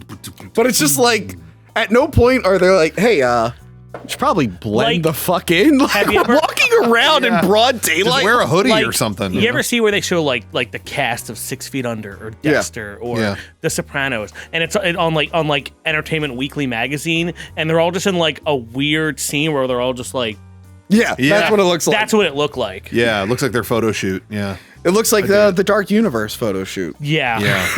I'm still hyped for that, by the way. I don't know if you guys have talked about that yet, but let me know when that concludes. I want to come on. I want to see that Dr. Jekyll movie. Yeah. Yeah. I'm most excited for that one just because I love the way that they've kind of breadcrumbed it, because the producer was like, hey, we're not going to tell you what happens with Dr. Jekyll. Yeah. It's not good. Yeah. Stay tuned for what happens with that guy. Javier Bardem Frankenstein, I'm 100% in on that. Yeah. Anyway. Hey, Ricky. Now he's doing that. Oh my God. Trinity says, I met the Oracle and she told me, I'm not going to tell you what she told me. It's like, oh, okay, that was weird. Why did you start and stop? Yeah. But yeah, they go in there with the other potential. So I think they're looking for other ones. They're farming kids with abilities like the X-Men that can to take them out of the Matrix. Because Morpheus says earlier, we took Neo out of the Matrix too late because he's too. So this is kind of like Star Wars, where you gotta like Yoda mentions like These are he's too old to do the training. These are the younglings. Yeah. Yes, they're younglings. The spoonlings. Yes. Try to realize the truth. What truth? There is no spoon. They never bring the Spoon Kid back. He sends Neo a present, I think, but they never show you what happened to Spoon Kid. Yeah, you would think there'd be. That would be a cool thing in the fourth one. I'm going to predict Spoon that right Kid's now. coming back. I think there's going to be a cool bald guy in the fourth movie, and you don't know anything, and then eventually he'll be like, by the way, when I was younger, you told me something about it, or we talked about a spoon, and that was a great. Well, that would mean the kid got unplugged and then willingly went back into the Matrix. Yes. I like the idea that he has 2 spoons and he starts like ham boning, yeah, he could do that. Yeah.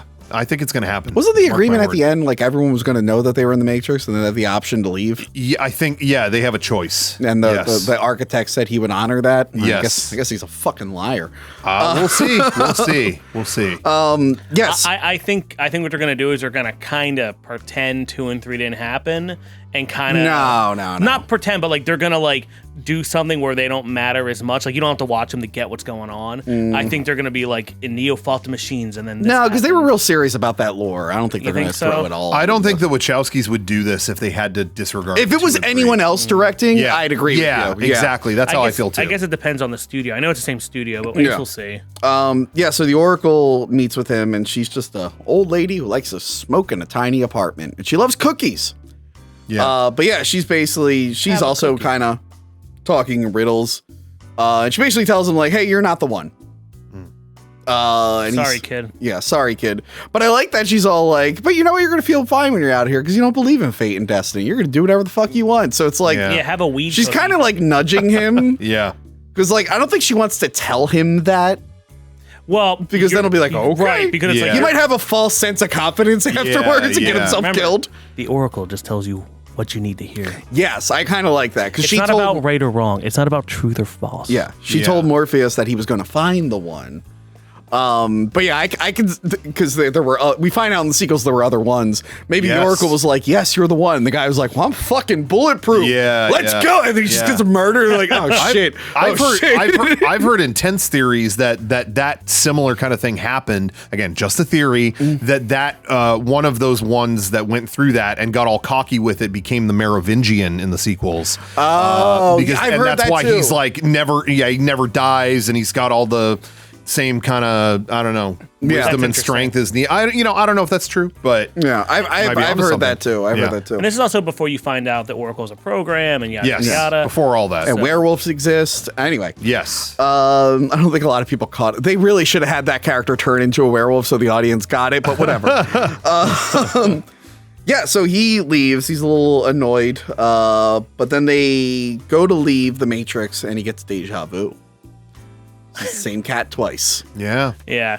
Yeah. Oh yeah. Remember he said. Oh, remember what the Oracle said though. The prophecy that yeah. one of you will die. You or Morpheus. You're gonna have to make a choice. Yes. That was her. That was Right. And then she's like, "Don't tell anyone."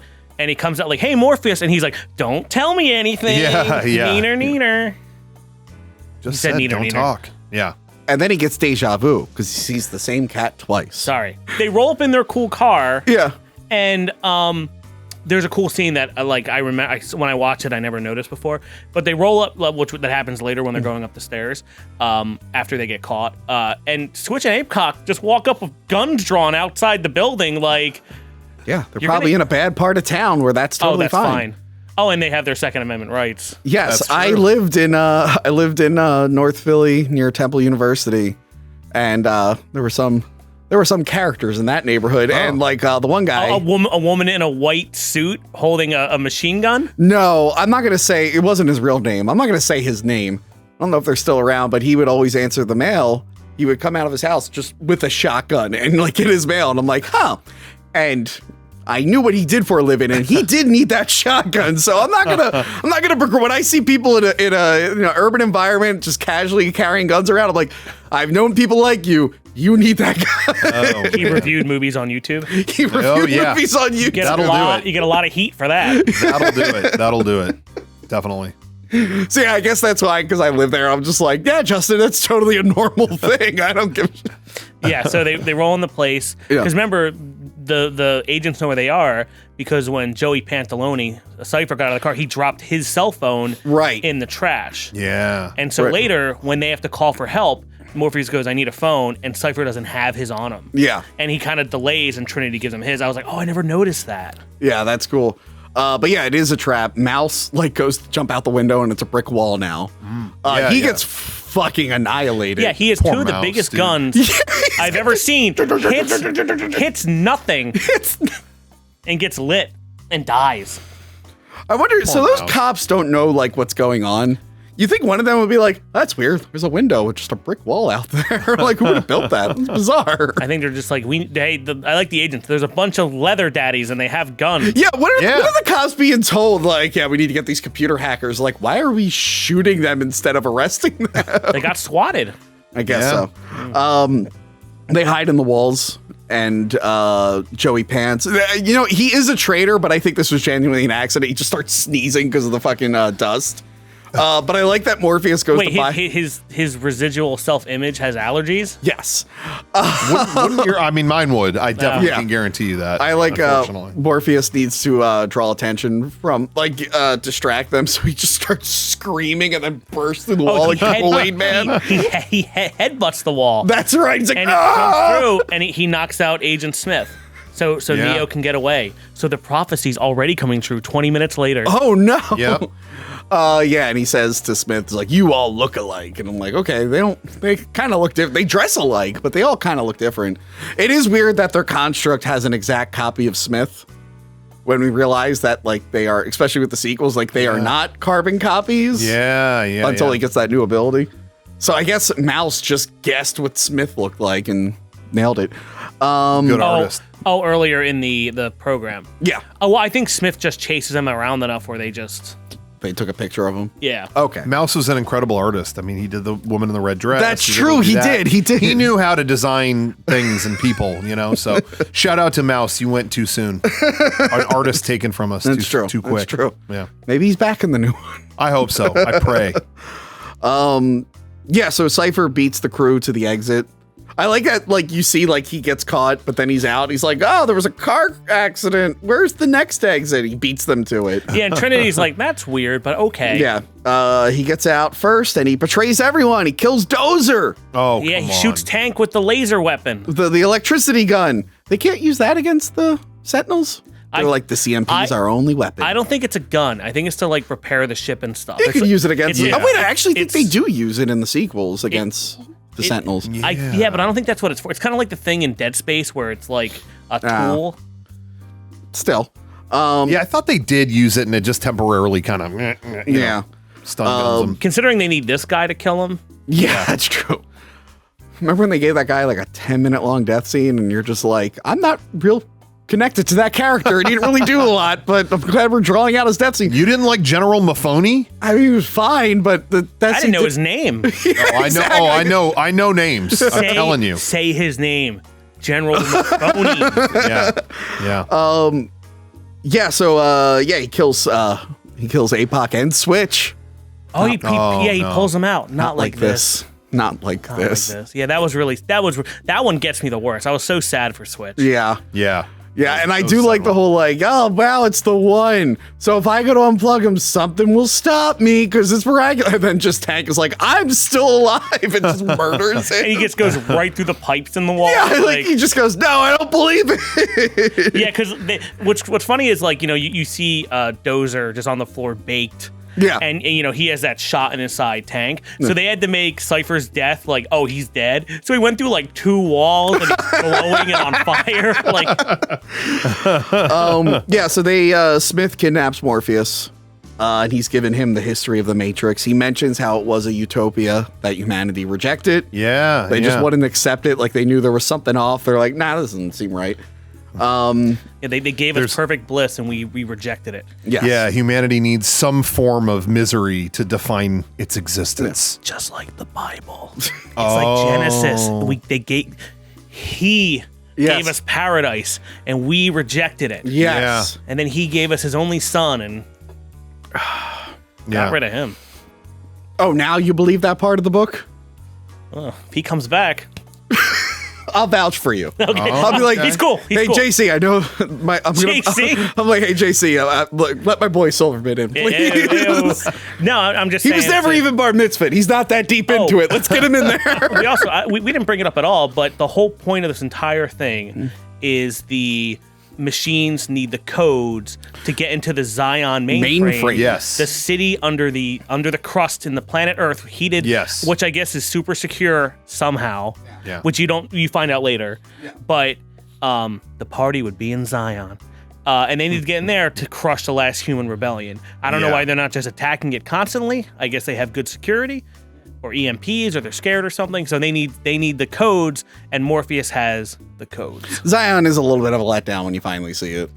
Yeah, Like, I don't know what I was expecting, but not this. I feel like everybody kind of had that feeling. But then now that I think about it, I'm like, how good could it have possibly been? Yeah. It's supposed to be kind of a The shithole. parties in Zion. Oh, the wet mud orgy. Great. Yeah. The dirty feet celebration, like the Yeah. whole thing. Come on. And so in the ship, like you said, Morpheus has the codes to the mainframe, and they're debating just unplugging him Yeah. to stop them. Yeah. But Neo's just like, oh no, I don't want to do that. Because Neo's like, wait, I'm not the one. Morpheus needs to find the one. We can't let him die. Yeah. And I think he lets them know. He's like, guys, I'm not the one. I'm sorry. Let's go get this guy out of here. Yeah. He tells like Trinity, like, you're not coming with me, lady. I'm going in by myself. And she's like, that's Captain Lady to you, mister. Something along those Yeah. lines. Yes. She's now the ranking up XO of the Nebuchadnezzar. Yes. And then she says goes. yes. But yeah, they then we cut back to Smith, who's comparing humans to a virus. Yeah, and he's like He's monologuing pretty hard. He's like grabbing his head and being all weird. no, that's before. Yeah. No, this is before that. Okay. Because okay. then he's just like, why isn't the serum working? Why? And he's like, we're not asking the right questions. Like, get out of here. And then that's when he gets all weird with him. Yeah. Yeah. Just get all weird with it. Yes, so they are going to enter in the high security facility. What are they going to need, guys? Guns. Lots of guns. Guns. Lots of guns. Oh, that's from this movie. Oh, geez. Okay. Yeah. I'm just putting two and two together. I didn't realize that was from this. There you go. Wait, what? I That's like always the most- always that's one of thought that was like from Les Mis or something. I couldn't remember. No, I just couldn't remember. What's that I just movie? kind of watched this passively. so What's I that didn't movie really- that has the guns? Lots of guns line. Oh, I don't Yeah. know. I couldn't. Fat Beach? Is it Fat Beach? Where I they thought say it was guns? no heavy. You're thinking of Heavyweights. Oh, That's what right, I thought it was right, from. right, When they're trying Heavyweights is right over there. They're trying to get rid of Tony Perkis or whatever his name is. No. It's an iconic line. Yeah. I'm just Same character as Dodgeball, by the way. Yeah. Ben Stiller. Did you Yeah. see John Wick 3? What do you need? Guns. Lots of guns. And this is the scene from Conker's Bad Fur Day, Oh. where they run in there and they shoot everyone. It's the Right. same scene, but it's the last level before the alien fight. Okay. I'm sorry, I did not play Conker's Bad Fur Day. Really? You know, I didn't either. I always thought it was just like what. Everything I heard about it was, oh man, this squirrel pisses on things or something. I was like, I'm gonna keep playing Mario. It plays better than it sounds. Really? Yeah. Wow. I like that Smith hates being in the Matrix. Yeah. Because they've all, He wants out. like I said, they've all developed their own. Yeah, he's like, I think at this point he doesn't want to get out. He's just like, if I end fucking Zion, I have no reason to be here anymore. Yeah. So I can get the fuck out of this place. Yeah, because he's like, this is before they came up with the whole returning to the source or Yeah. whatnot. Yeah. because the agents are all sentient, and he's kind of breaking even past that, where he's like, I'm done with this. He's like, he's like, it's the smell, if there is such a thing. Yeah. Well, and I really love, again, it's sort of a subtle connection to what they end up doing with the sequels. And that's something that I actually really liked that they continued and developed, was that Smith was kind of like, no matter what kind of rules are in place or whatever, like it's almost like something like Neo is just going to like inspire other things to happen. And so you start to Whether see Smith, for good or bad. Yeah, and it's kind of like the whole superhero thing. Like, does Batman inspire his villains? Yeah, to exactly. Be, But you kind of start to see that happen here, where now you're just seeing Smith start to think bigger than just his things he's told to do. He's like, no, I'm literally at my limit with this, and I'm breaking. And I always thought that little moment was great, and I love that they continued with that in the following movies. And then Neo and Trinity have like the most epic shootout in that lobby ever. Yeah. I don't know if I like it more than Desperado. I think I might like that bar shootout in Desperado a little bit more. How would you rank this in your shootouts in movies? Ooh, that's tough. This There's some good ones. We'll limit it to the 90s, because if we're doing modern day, it's like, every John Wick movie, but oh yeah. Hard boiled. Hard boiled, yeah. Okay. I might have to switch. Hard boiled has some pretty epic ones. Which they took a lot of that from this. Yeah. And then you have like Heat was a good one. I gotta rewatch Heat. I'm overdue for a Heat rewatch. But yeah, this is like fucking awesome. I have the toys at home of them like on like the wall. Yeah, and stuff. yeah. Oh, there's an amazing behind the scenes goof in this part. I was showing Rocco. Oh, earlier, yeah. where he's behind the pole and someone says in the background like, "Hey, we can only do this once, so don't mess it up." And Keanu was like, "All right, go." And the wall blows up behind him, and he runs around the corner and immediately. He eats shit immediately. He immediately eats shit, and Yeah. it's just so funny. He just goes bloop and just hits the floor. Oh, it's awesome. It's so good. I've seen that. It's so good. It's so good. Oh. Not to. So this scene too. Not to like bring the mood down on this show, but man, it was such a rough time because I remember this movie came out, and then you had the school shooting that happened in the late '90s, and man, this was Columbine, the clip they played on the news constantly. Was well, you know, they watched The Matrix. You know, it just kept getting brought up. Like, you know, they had just seen The Matrix. It was People like, oh, are- man. I don't know how many times and how many studies they have to do to prove that that's not a thing. Yeah. And they still do it. I'm not going to mention what happened recently, but the lawyer was like, I heard you play Call of Duty. And in those Yeah, games, yeah. you shoot people. And even the person's like, what the fuck does that have to, like, Yeah. they've done countless studies since the 90s about how it's not a thing. Yeah. Like, no one ever plays a video game like, you know what I got to do? Like, no, Yeah. like, there's already something wrong with you. Yeah, it sucks that there was I just felt like there was a dark cloud over this for a little bit of time. That might be why we There. stopped seeing the long black trench coat in movies for a while. I really think that kind of is why their look changes in the second and third one is like Neo's has more of a like that Asian style. yeah, exactly. I Yeah. feel like they had to kind of get away from that a little Morpheus bit. is wearing like the leathers, and they're like, a high school kid can't afford this nice of a Yeah, leather. yeah. So less trench coat mafia, more Japan club at the school. Yes. Yeah, exactly. Yeah. Wow, way to bring the mood down. I'm sorry, you know, I'm trying to bring history, you know a little what? bit of history into Man, you this, did say you're know. going to take us on a roller coaster. Look, this is yeah. a show where we escape from reality. We don't mention real world stuff or politics or any I'm of that sorry. stuff. I didn't mean to. Kidding, we do it all the time. We get yelled at. Oh, okay. I just thought I was being one giant drag. Eula. Slam and burn through the Sorry. witches. Yeah.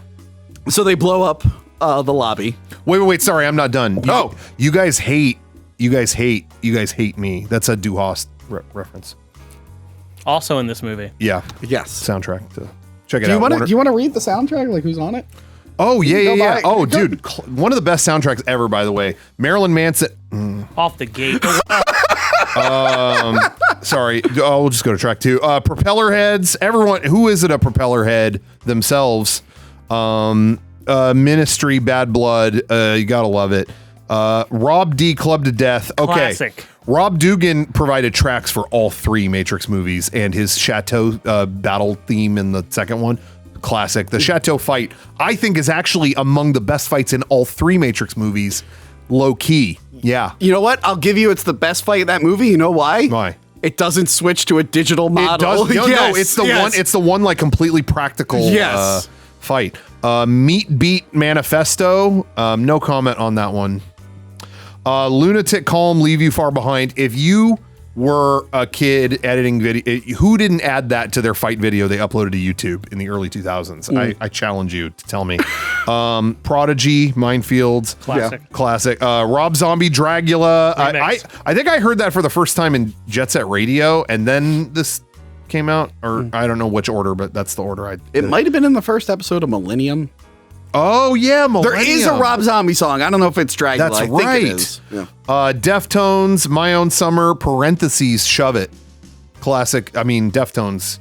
You know, that's Who doesn't listen to that on a daily basis? yeah, there you go. Hive, Ultrasonic Sound. No, I don't know what that is. I missed that track. Monster Magnet, which was a classic. That was the sequel to Monster Mash. I think they just all. Space Llama. They got the same guy to come back. Yeah. Oh, there you go. In the graveyard. Rammstein Du Hast, again, classic Rammstein track. And then Rage Against the Machine, Wake Up. Now, I'm going to say it right here and now. The first one ends with that track. The second movie, I think it ends with Calm Like a Bomb. And then I have to say, I love the third Matrix movie, but when it ends on some operatic thing instead of Rage Against the Machine, I remember being in theaters going, you had it and you blew it. Yeah. You just end us on that, or like this, have the song "Freedom" or whatever that they have. Freedom, so free at last, like that would have been good. Well, but the fourth one has to bring it back. They have to do it. Yeah, you know what? I want to see Jessica, if you can do this, if you can end sort of the last scene. Like when Neo's being he's like Christ now and he's being drug away. If you can just play the one riff from Bulls on Parade, that'd be great. That's how it should have gone, hear dude. 4 seconds of that'd be great.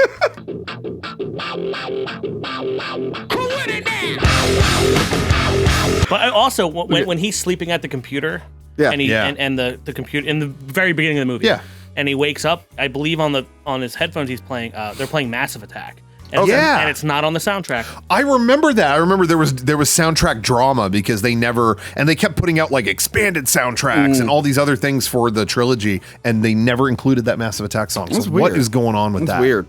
It's the Matrix, the soundtrack that makes you go, whoa. So yeah, they blow up the lobby. Back to the movie. Right. The fire looks awesome. The door, not so much, but I like the door's bouncing. But I'll take it. It makes noises like bing bong. Yeah, bing, bong. I love the fucking agent's reaction to the sprinkler, where they're like, "Huh." It's like, "Huh." You know. Yeah. What is that? That's not how the sprinklers will work, right? Sprinkler. Like fire actually has to like be. Yes. I think it does because they have like a mercury pocket that heats up and pops. But I don't know if that would happen like a bunch of floors up, right? I don't know. Or would it set them all off? Unless it's trying to coat. I don't know, dude. It's a cool visual nonetheless. Yeah, I thought that the fire actually had to be there for it to pop open. That's so they're fighting on the rooftop. They go all the way to the rooftop. Yeah, they go to the top and just start fighting people. Yeah. Yeah, it's weird. They pass Morpheus and just go right to the top. I don't know why. But this is where we get the famous bullet dodging. Yeah. We get the agent doing that, and then we get Neo trying to do it and gets hurt a little bit. Yeah, and we get the dodge this. So I think that's like the first time like someone's taken down an agent, because they mentioned like anyone who's ever gone up against an agent has died. They said up against an agent solo. Oh, yeah. Well, yeah. Well, and the agent was weird. He was like only human. Like he should have just taken the shot. Like there was no reason for him. Again, they're developing personalities. They're becoming us. But so she shoots him in the temple on the side of the head. Yeah. But then the guy has a bullet in his front of his head. Yeah. Also, that used to scare me too. And as a kid, when he's in the helicopter and he's like, roar! And he like, because they can turn into anybody. Yeah. I'm oh, Jesus Christ. And when the agents die, they turn back into the person they were. Right. And they just go into like another thing. So yeah, they hijack a helicopter. They save Morpheus by just, I don't know how they don't hit Morpheus in that scene. He's just like, yeah, he's not gracefully aiming. He's just like, he's that good. He is the one. Oh, fun fact: the machine gun, that's a real minigun. Yeah. Like it's a real thing. And they put like fake stuff on it. It actually shoots twice as fast as that, but they slowed it down so it looked better on camera. Oh yeah, it was too fast of a gun. Well, that was the problem with like Predator. They were like, no one would ever have this gun in the real world, walking through the jungle, and like they go out real quick. They're like, it's like, okay, got any more? So they wipe out all 3 agents. Yes, and then Morpheus is running, gets shot in the foot. Well, remember he has to break his cuffs. Right. You ever see that one video of the guy on Cops where they're like, you can't break these cuffs. And he's like, I can break these cuffs, and he's like, and nothing happens. You know what I'm talking about? Can you play that scene? You find it? I know they turn. You know what? Was that the Shoma Yoma? What the hell is that YouTube channel where they take the news and auto-tune the Shmo-Yo-Ho. I've hung out with those guys a couple times. Yeah. They're cool. It was one of them, I think, too. But when I was watching, I was just seeing Morpheus doing the and I was like, I hear him going, I can't break the cuffs. But yeah, he runs away. The agents turn into other people. They shoot him. Also, that backdrop, I think, is like a big, giant paper backdrop, if I remember right, from behind the scenes for that whole scene. This is back. And even earlier, there was like a big... Like outside the window? Yeah, they're like a big matte painting when she was like running on the rooftops. They don't do that anymore. Wow. No. Don't do it anymore. Well, now they have the volume. They have the Mandalorian where they just project everything. Yeah, everything. So they've kind of gone back around to that in a video sense. A little bit. I mean, I guess if you watch The Mandalorian... one season was enough for me. I'm like, nope. I'm like, this show is boring as fuck. Morpheus is gonna fall out the window. Yes, and he catches him, and then they're swinging around the city, just all over the place. Yeah. Welcome to Sydney. Oh yeah, that's right. They shot it there. Oh yeah. Yeah, shot in Sydney. Yeah. Yes. Yeah, so the agents are like, well, fuck, send some sentinels to their ship. We know where they are now. What you call it? Oh, the fucking helicopter hitting the side of the building. So like he gets Morpheus onto a rooftop. The helicopter's going down because it was shot. He like holds onto the rope and she like shoots it. Yeah, like knowing she was gonna do that. Yes. Yeah. Fucking the helicopter hits the building and it's like a ripple like water. Yeah. Doesn't make any fucking sense, but it is awesome looking. No, it's because he's seeing the slowdown time dilation. Yeah. Where he's the one, because he like the glitch, like he could see that happening. Okay. And that's probably how it would actually look in real life, because you don't see it happens so fast that you don't see the you can't perceive that. And then everything just it's like and shatters. Yes. Also, you don't see a lot of movies where buildings explode anymore. Oh, you kidding me? This was 99. Yeah, but no, these days every fucking movie has a city exploding and blowing up and I building. guess so, but not fucking. Did you not see any of the Transformers movies? A snake robot literally crushes a building in half. Did an aircraft crash into Did you it? not see Man of Steel? Oh. An aircraft crashes. I actually literally did not see any of these movies that you mentioned. Oh my god, yeah, Man of Steel, Superman waits too long to make a decision, and then he crashes an aircraft into a million goddamn buildings into the middle. To be fair, that was a spaceship. Oh, that was a spacecraft, not an aircraft. Oh, well, still, there's a lot of uncomfortable imagery in Man of Steel. Yeah. Right, but that helicopter explosion was cool. Sucks whoever worked in that fucking office. Dude, that Hopefully fucking, that was on a Saturday. Yeah, they're just the fucking robot that has to unplug people when they die is like working overtime. He's Yeah. like, oh no, Oh, this crop is just. Well, they'd be sitting there, be like, fucking cracky, mate. And then remember, they're in Sydney. Yeah, they never say what the cities are in the real world, do they? I mean, like they never say like what it's supposed to be generic American city. So is the whole world in the Matrix? I know it's generic Australia. American city. No. The entire world is generic American city, Tony. Yeah. Okay. Yeah. Wow. Wow. See here. So Morpheus gets out. Trinity gets out, but Agent Smith tracks them down. Oh. And he stops Neo from getting out. And they go to fight, and Neo does in the subway. Yes, and Neo does the Eat fresh. He does the most hilarious flex ever. He's like, huh.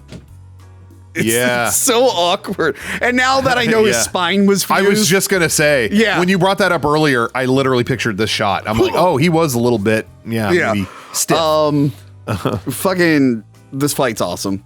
A lot of my notes from this point on are like, this is just awesome. Yeah, in fact, I thought this was in a later movie after rewatching it, like seeing this again for the first time in a long time. Because I was like, the subway scene was way too cool to be in the first movie. Yeah. And I was like, oh, it wasn't that one. Wait a minute. Yeah. So can the agents not just make more guns themselves? Because he's like, you're out of bullets.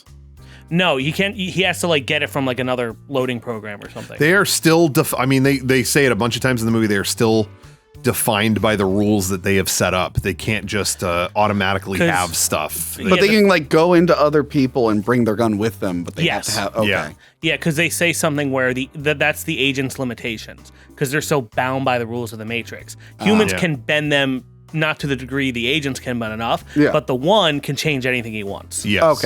Okay. Yeah, I like when he throws him into the subway, he gets hit, but then he turns into someone on the subway and comes out. That's pretty awesome. Because he goes down there and he's holding him, and he's like, well, I don't care if I die. I'm in this poor homeless person's body. Like, that poor fucking guy. That poor homeless guy is like, oh no! Have you ever noticed in that part when Neo flips away from the train, he is like clearly holding on to cables to flip around and erase them. But if you ever focus in on it, that's the only effect I would say in this movie that I'm like, oh, like, if you really focus on it, it's like, oh no, I can't unsee that. You're so focused on the train, you don't think. Yeah, exactly. Yeah. But he actually flips around and holds onto a cable and flips around, and they kept that take. The fucking Neo on the run is awesome. But I like when he runs past the guy, and the guy's like, he took my phone! And then it cuts to the reverse angle, and he's like, my phone! But it's Agent Smith doing it. Yeah. That's something when you see it the first time, you don't pick up on it. Yeah. But when you're an asshole watches, like, okay, that's still supposed to be the guy. We didn't see the effects, so it's just weird that Agent Smith's just wagging his finger. Yeah. I love during this part, I will say, maybe my favorite shot, this is going to sound weird, but maybe my favorite shot in the whole movie. I don't know why. I don't know why I was so struck by this, but he's running and running, and he runs through like this old woman's like kitchen. Oh, with the knife. Yeah, and he sees a woman like she's just with a knife, She's like, making "Oh." dinner, like, oh no! And then he runs, and then all of a sudden you see a knife hit the wall next to him, and really just out of the corner of his eye as he turns around, as he's leaving the room, you see Agent Smith standing where the old woman was, like he threw the knife. I always love that shot because you only get a glimpse of it. And in that moment, that old woman's life was torn apart, you know, but that's how far this is going is it's like, we're just throwing lives away just to catch this guy. Well, I always thought that was like, that's true, but it wasn't Smith. It was the other one. It was it was the other puffy guy, the puffier one. Yeah. It wasn't Smith at that point? It wasn't Smith. Like all three of them are chasing him. Right, that's right. Well, either way. That old woman does live. Because the other agents don't die after this, so she's fine. Okay. Though that person did jump out into the garbage. I mean, either way, it's like they're still like manipulating so much just in mere moments, you know. That old lady woke up in like some other apartment, like, what happened? Exactly. Yeah, you know what? Because the agent, you know, now that they're the old woman and they jump out the window and land in the garbage, you know, does that person then like when the agent leaves her body, or they're like, ow! Every bone's broken. They're jumping off. Like, what happened? For some reason, and this is another thing where like I had like a false memory. Like I know it's not in the movie, but like I always imagine he's wearing the apron too when he's holding it. I'm like, wait, that doesn't happen. I'm like, why did I think that was gonna happen? I've seen this movie, but it would have been. But they should have done that. They should have. Because right now the Sentinels are. Yeah, it should have been like Quantum Leap. Yeah, totally. Where like they see themselves wearing the costume, but to everyone else, they still look like normal. Oh, that would have been great. So people are just seeing an old lady throwing knives. Yeah. But anyway, damn. What were you about to say? The stakes right now. You have he has to get out. He has to get out of the Matrix. Yes, he has to get out. The Sentinels are coming. They can't use the EMP because he is still in the Matrix. Yeah. Oh yeah, because if they use the EMP, he'll die in the Matrix. Yes. Right. Yep. The fucking what do you call it? They start to charge the EMP. Neo gets gunned down a lot. Like By they Smith. like fucking unload into him. Yeah. And because Smith, it's personal to him now. Yeah. He dies. Yes. Yeah. But Trinity is like, hey, the power of love. Yeah, Trinity's like, hey, the Oracle said that I was gonna fall in love with the one, and I've only known you for a week, and I decided that's long enough to fall in love, so I love you now. And you can't be dead because I can't be in love with a dead man. Yes. Wouldn't make sense. No. None. I mean, you can be in love with a dead person. I mean, it's possible. But yeah, she's just like, so you get the fuck up. And then he's like, okay. He just gets His up. heart starts working. Does it. Yeah, I love this whole scene where he's just like, he has finally become what he was supposed to. And he's just, he's just like beating the shit out of Smith and not even thinking. It's like not even a problem anymore. Reborn, yeah. He stops the bullets, which is is awesome. Yeah. That's one letdown with the sequels. Like at the end of this, you think he is so overpowered. Yeah. And then the second one, he still has to do karate, and I'm like, well, in my head, I'm like, he doesn't even need to physically even touch it. Realistically, he doesn't even need to be at the location. That he just like psychically, in my mind, could just kill them. Yeah, I will say, I think that's actually one of the strengths of the third Matrix movie is they kind of brought the life and death back into it. You know, where he's kind of like. For a lot of it, not plugged into the Matrix, and, he's kind of figuring things out outside of it, but it's not quite work. You know, it brought a little bit more of the like stakes back into it, whereas the second one, it really was like, where he's like, look at all the kung fu. Yeah, because they're like crashing into the City 01. Yeah. But yeah, I love this whole him fighting Smith, and Smith is like, oh shit, what am I gonna do? And I like that he like jumps into him, and blows him up and from the explodes inside. him. We find out later that causes problems, actually. Yes. But I love that even the agents, it's the first time that they show fear. And they're like, we're not ready for this. They just fucking run There's away. a great scene. So when Smith explodes, his face comes he's like, yeah. But you got to freeze frame it. When you see his face, he's just like, it's really good. Yeah. Oh, I like when he's going into him and like his eye is bubbling up and it's like, he just looks so warped. But while Neo's fucking around for no reason, he should have just ran and got the phone. The ship is being torn apart by the Sentinels. Yeah. He's showing off. Yeah. That's true. That was always his downfall. He's a show off. I like that like moment where you don't know if he made it out or not, and they hit the EMP and like all the fucking Sentinels die, and then that he's was well like done. awake. So that's cool, and then it ends with him. He's on a phone call with the Matrix. Hello, is this the Matrix? Hi, I like to call the Matrix, and he's like, hey, what's up?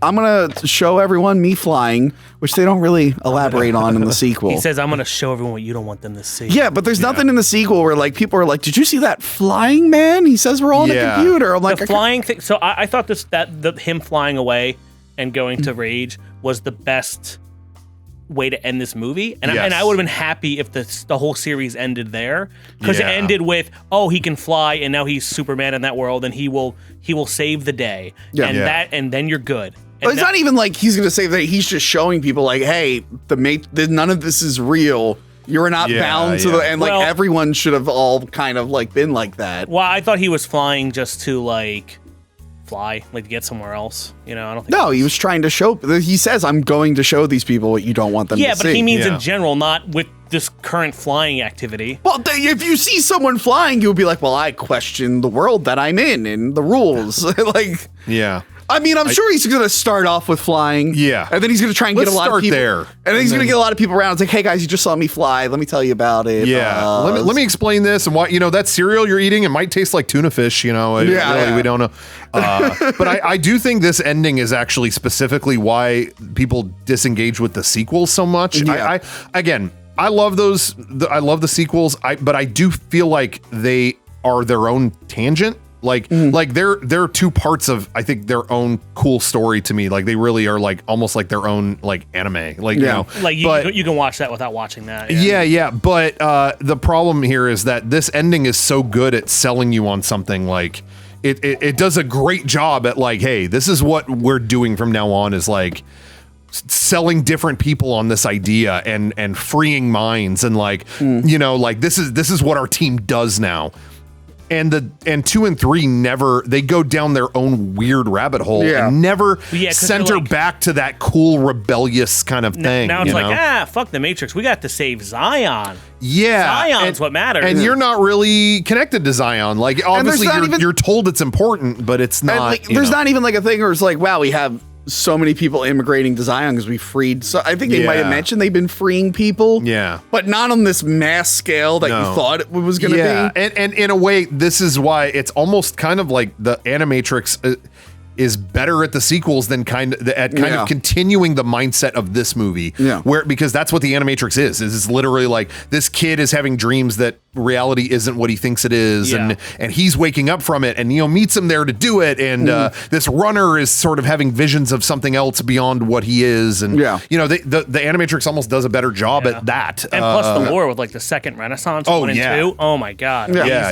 Yeah. But I mean, it's a really good ending. This is a good self-contained movie. It does, even though the sequels aren't exactly what we wanted, they did leave enough to make a sequel. What about the Matrix Online, where Morpheus is now a terrorist, and everyone just goes in the street and jumps high and boxes each other, and it looks awful? Well, honestly, that's what I thought the sequels would be. Like, everyone has all these abilities now, and like the agents are overwhelmed because they're like, fuck. Wouldn't reality be a giant MMO then?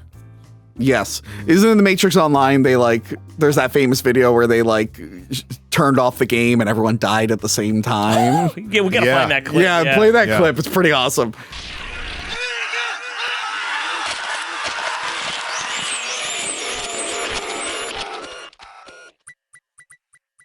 But I think Morpheus is now dead in the current canon, and that's why he's not in the new one, or the Candyman Black Manta guy is Morpheus reincarnated. That's the big debate going on in the Matrix community right now, is are they going to canonize Matrix Online or not? Yeah. Because a lot of people forget this, but the Wachowskis wrote much of the material, if not all of the material they said at the time was intended to be canon. Yeah. Are they sticking to that or not? And again, not seeing the true Morpheus in these new trailers, it's starting to lean towards maybe it's still canon.